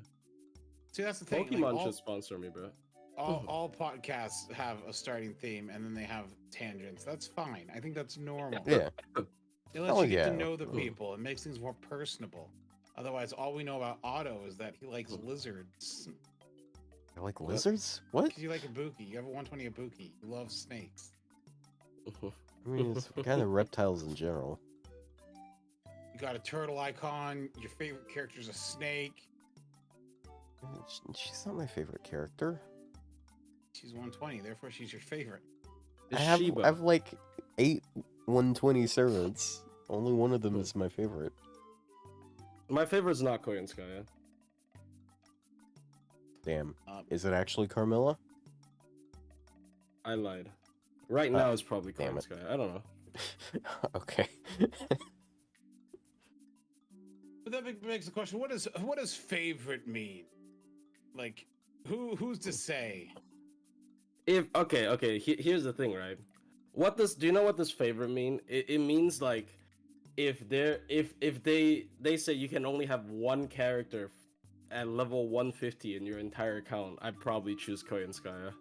Oh, I would go for Tonalico for that because it would be really. So Tonalico would be your favorite.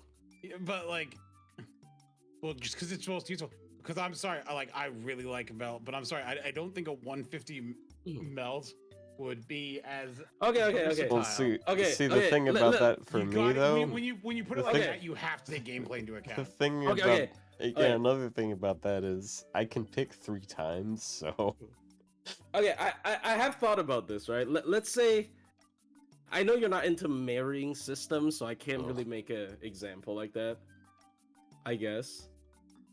Like, how about like, okay, let's say, this is a sad topic, but like, let's say, the day when FGO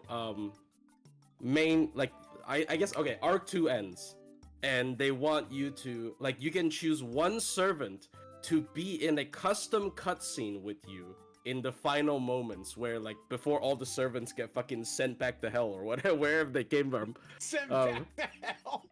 Back to hell with you. Look, all right. If you think about it, how many servants really belongs in hell? I'm gonna be real. So many of them. Okay, like most of my 120s probably like, but Draco's literally fucking the she's the Antichrist, right? She probably has a house there. She has a house in hell or something. How many servants have in fact just murdered a lot of people? And now own 1/4 of hell. Yeah, they have murdered many people. Yeah, so like what if it's like a final scene where, like, after all the servants faded, there's like one servant that can have like one special line with you, that doesn't affect gameplay in any way. Which servant would you choose? That would be a very, because I feel like that would be really fucked up if I don't choose Carmilla. It would be so fucked up if I don't choose Carmilla, guys. Yeah. And do you know what's the more fucked up thing? Is if I don't choose Carmilla, there might not be a single record of Carmilla's scene, because nobody picked her. That's the more fucked up part. No. Yeah, the character, man, I tend to like, I don't know. I'm not a normie. It's just that normies like the characters I like. Yeah, but another thing is sure thing, man. All right. I missed my chance to do a 7-turn big Kiara with Carmilla Rider. Like, that was one of the longest 7-turn DBs that hasn't been sniped, and I just keep slacking off on it. I do it like every now and then. I do like 2 runs and I give up, and then finally 2 days ago somebody in the China server did it. So now I have nothing to aim for. Now I have no world's first runs that I can aim for. It's completely over, and it's all my fault. Anyways, you know, you probably could have, like, if you had picked her on that SR ticket, that could have helped. No, she's already 120. She's fully maxed. but you would have gotten a 50% with the damage boost. Yeah, I know. You're right. Someone did that. I think someone used that on Estrella so she could beat Kama or whatever. I think it was something like that.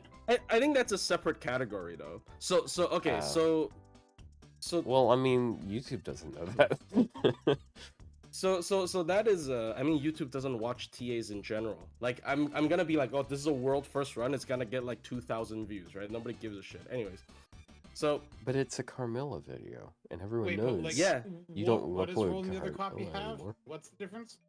No, so when you pick a character from the SR ticket, because they want you to bond them up. They want the damage bonus. Yes, so somebody pick. People doing that. Yes, some people pick the 4-star, so they get to have an advantage on certain. Like, it's usually DB or Beast 3L.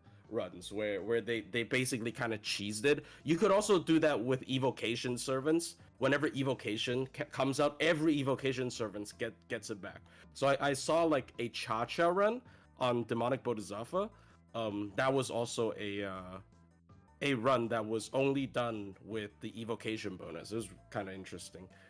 But yeah, but those don't really count. Is there a Koyan Light 7-turn? Yes. I think it was pretty early. I think it was before Koyan Dark even existed. People got to it pretty fast. Also, people are saying Melusine and Ryou, or Melusine and Tonalico are the most normie picks. Look, I like Melt. I like Belicene, and I like Totally Go. It's not my fault if No. Here's your problem, right? You know what your problem is, Rio? What? You like Lost Belt 6. What does Mel have to do with that? That's not Melt. That's Other than Melt is the least normie character. Okay, maybe Daikokten, right? But like, Daikokten is my least normie. Is Van Gogh normie to 120? I feel like I don't know. Van Gogh is popular decently character, popular. I don't know about like normie, but yeah, she's Habitrot. I mean, no one wants Habitrot. Habitrot is a character everybody likes, but nobody wants. I mean, there's probably definitely still decent. Like every Lost Belt 6 character, probably somebody 120s, or even like Percival. I mean, I also grill some of the most normie characters. Like Koyanskaya is really normie. Like, are we not gonna talk about how popular Koyanskaya is as a character? I guess they're not as popular as Lost Belt 6 characters, but they're really popular. Draco's fucking normie as hell as well. 120 Draco is like probably running around everywhere just because she's a beast. I think 120 Summer Bob is probably still normie because Lost Belt 6, but she's expensive, so I don't know. I am currently there are like on Ray Shift more 120 like Tonalicos and Summer Castorias than there are Dracos, but I fear that when Draco gets her rate up, it's gonna You're explode. Right. You're right. Next week it explodes. Next week the 120 Dracos come rolling in. It's everywhere. Right, everybody's got 120 Draco. Yeah, there's gonna be so many. But why? What do you mean why? She's just okay. Like she can't farm this 90++. Draco. Oh. But like people like Draco. No, I don't. They like that she's a beast class. If she's an alter ego, she wouldn't even get half the grills. Like she's Nero, yes, but if she wasn't a beast class, she wouldn't get half the grills she has today, in my opinion. Which is ironic because she has a grail. That's her like theme. She's a grail. Anyways, they should have made the grail mechanic actually like increase her levels.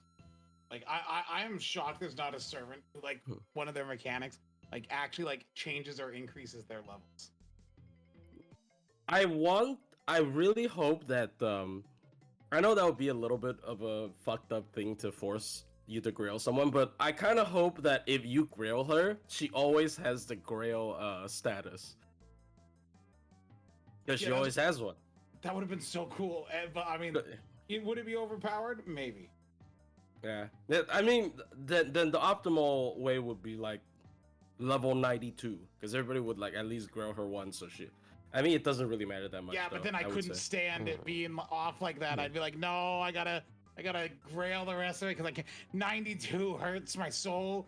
And I'm like, well, if I go to 100, and I'm at 100, but I can't stop at 100 anymore. So I got a 120er, and then I'd have a 120 Draco. Then I'd be sitting with 3 120 single target Arts Berserkers essentially. So, pretty quiet, Otto. What have you been doing? I've been looking on Ray Shift to see like what is my most obscure 120? Like you will not be an account and stuff like that, so you can see the proper results. Huh? If you don't have an account, you're not going to see proper results. I have an account. Oh, he's looking at race. Yeah. Yeah, I'm looking on Ray Shift. I'm using the friend search thing. And you're doing like the 1K results option. Yeah, I'm looking at. I'm searching by the character and looking at 120. Dude, for Fergus, I don't think you can beat mine. There is only there's only one page. Fergus. 120 Ferguses. No, I don't think Fergus is gonna be more obscure than Summer Carmilla. I don't think Fergus wins. There's 6 120 Ferguses on Ray Shift, and for Carmilla Ryder, there are Carmilla Ryder. There are because their coins are hard to get. There's only 5. I win. There's only 5, and you're one of them. Fergus is a more common 120 than Carmilla Ryder. Damn. Yeah, I mean her coins are hard to get compared to Fergus. 7 Semirammuses. Oh wait, I think there's only like 5 Ushigozens. Make sure that when you sort by deck, you pick either normal or event, not both. Otherwise, you see multiple results. Yeah. Yeah. I don't count them when I see the same one twice. Okay. Yeah. Let me search it again just in case. So I've already forgotten.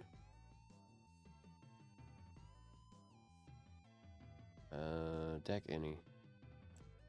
Deck. Well, if you sort normal or event, some people might not have them on one of those. Yeah, but you gotta for the larger ones, you gotta like take a chance on that because like Tonalico, there's 68 pages of normal, and it's like, but only 45 event, and you're like, how many of those are crossover? So I just stick it to normal. Like Daikoken, there's 2 pages of Daikoken on normal. And by 2 pages, I mean 13, so it's 10 on the first page and 13 on the other, and I'm definitely there with my proud 120 Daikoken. 3, 4, 6. Okay, there's like 9 Shibas on JP, but I don't have. To be fair, I don't have her 120 on JP. I have her 120 on NA. Yeah, it is interesting to look at like who has like a lot, because like Draco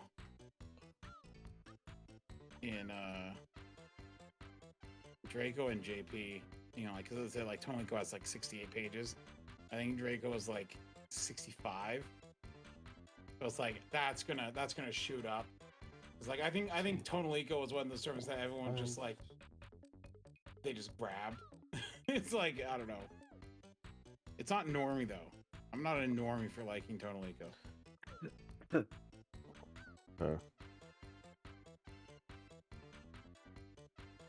Oh, yeah, 61 pages of Draco. Damn. How many are in Ascension 1 versus Ascension 3? I mean, okay, so there's a couple of reasons that could be the case. I mean, Ascension 1 is better for this CQ. Yeah, that's true. She gets 1 extra stack of overcharge, and even though she deals less damage, she has ignore defense. Okay, what about future 120s? So I'm thinking I might 120 Galatea because I've got her like on 10 and she's in P4 mostly because of spooks. That's your next plan, Galatea? Maybe, probably not next. I'm still working on finishing with Summer Suzuka. I'm either gunning for Bond 15 on Summer Suzuka, and then I can get she'll her. have a raid up in a couple months. I wouldn't. Yeah, I wouldn't I know. Like... I know. Or I wait for the raid up, because like I got her 118 right now, and I just need 30 more coins, and she just hit Bond 13. So there's that. I'm thinking maybe shooting if I can get 2 copies of her, then bam. But I think that might hinge a bit on whether or not she gets rated up sometime soon. Like, not that. It hinges on whether or not they buff her when they rate her up, because like I already have her on NA, and currently she's basically the same strength on both servers. Kinda. I'm thinking Maria Alter because I already committed the gold foes to her and I got her in P5 with relative ease. I'm just still like I have so much of a queue for Grails right now. I'm terrified of what this summer may bring. Like, I hope the summer actually has just no one I want. Like, my life would be easier if I didn't want any of them. I want Koyanskaya. I think I have 30 something grails. I should be okay. Yeah, 32. 32 or something. Well, eventually, I might eventually bring Shiba to 120 on GP because I did pick her on the SR ticket, even though she was already in P5. And that was the only reason why. So now I just have an extra copy in there for no reason. Oh jeez, I just got a bunch of random shit I gotta start leveling. I forgot I got Janako recently, and she's just been hanging out at level 1. Oh, my phone's bugging. What the fuck? Hold on. Phone's bugging. I was looking at the silhouettes and stuff like that, and we still got 4 silhouettes left for the year, or for this section. But I do wonder what they'll be doing. Oh, dude, I could have an esports Janako. Because you can, level 70. Yeah. That's what I have. Yeah, but it actually works because they let you do the interlude early without having her. Yeah. That's how you get that's how you get her 3rd skill. Because you have to level her to 80 to do that interlude normally, but since they had campaigns where you were able to do interludes and rank ups and whatnot. Yeah. That's how I had it done, because I'm like, they had her interlude, and she was on raid up at the same time, and I rolled a copy, and I was like, yes, level 70, get it done. And then I got spooked by her twice more, and now I'm like, no, I have so many Janakos. Oh no.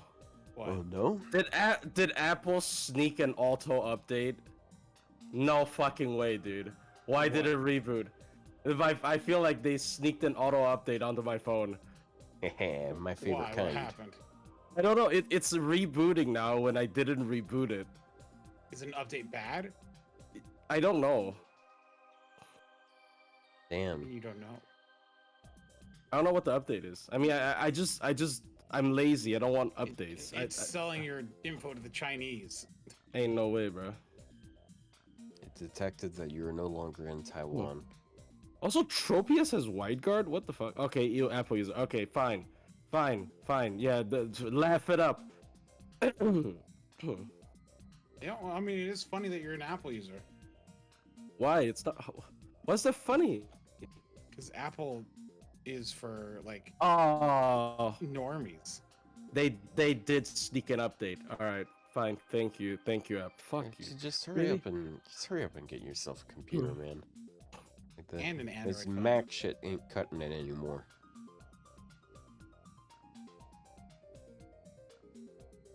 Yeah. Hello? Because then we can play PC games. And then we can drag. I don't know what PC games I'd drag you into. But Yeah, you can get Hellraisers, and all 3 of us can play it. Helldivers. Hellraiser. I have not reinstalled the game. I uninstalled the game when they did their whole. Oh, that's the thing, and I just never went and I reinstalled it. So I'm like, yeah. Flushy, what do you feel about Kiram White? It's a movie.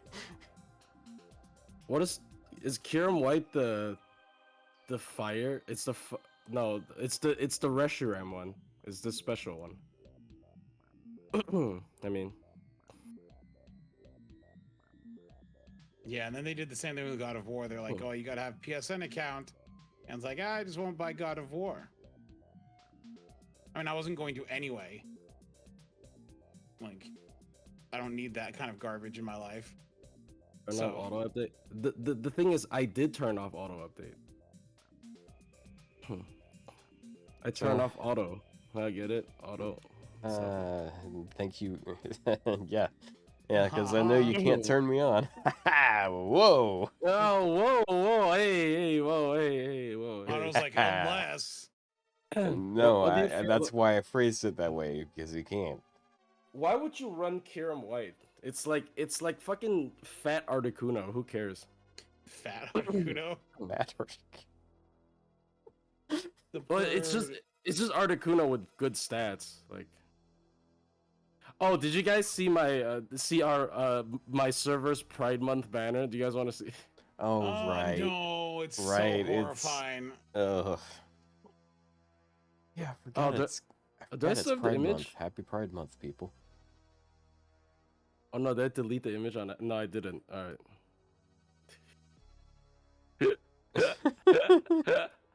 I don't want to put that on stream. People, you guys can join his server. You're probably already in his server, so you probably already know what it is. But yeah, it's a funny one. Yeah. You know what? I think 3 hours is a lot more than I expected us to do today. So before that, though, that picture reminded me of another picture I have that I need to send you. Give me a second. I need to find it on my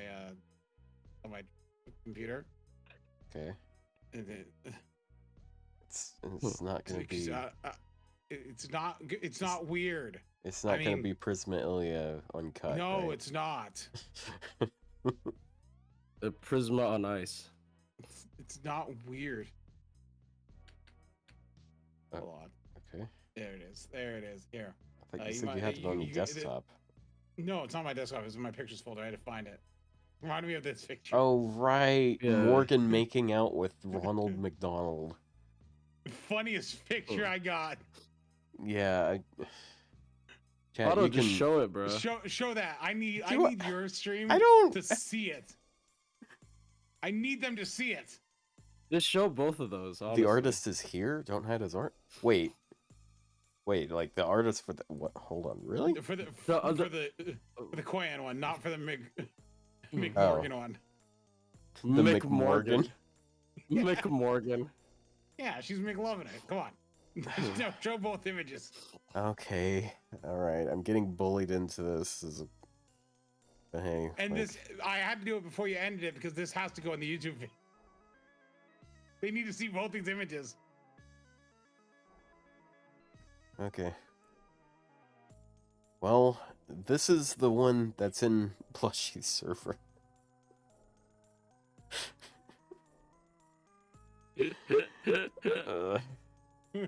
And I remember this other one from like someone gave a prompt on Twitter, and this is the other one. Morgan fans in shambles. Yeah, I don't like that his smile paint looks like a tongue. She's just licking his cheek for no reason. Like there's dialogue on it too. Beyond your McLovin' it, Morgan. Anyways, that's what we're ending with. Not a Constantine jump scare. The problem is it's a pretty well drawn image, and so like you can't find fault with it. Yeah, it genuinely is drawn pretty well, but very unfortunate. It did start with I don't remember. It was some Twitter thing where someone made a joke about, fan artists draw a bunch of weird stuff like Morgan making out with Ronald McDonald. And someone then, like a couple pictures came up with it. I mean, is this really worse than Skibidi Hime? Did we see Skibidi? I don't know. Osakabe Hime? Yeah, that one actually was pretty, like, I don't know what to say about it. It wasn't. Yeah, it wasn't offensive. It was Skibidi Hime. Yeah, it was cringe. Skibidi Hime. Yeah, Skibidi Hime. Oh, okay. She's gonna. Okay. So I still got some things I want to. I still got some things I want to do today, and I gotta get up early in the morning. So thank you all so much for being here. And tune in next week as we do something. I don't know what we do. I don't know. Talk about the arcade rerun or some shit. I don't know. Yeah, maybe there'll be more buffs. They just buffed a couple servants. Maybe we'll finally get that Domon banner I've been waiting for. Nope, never gonna happen. Bye-bye. Bye-bye.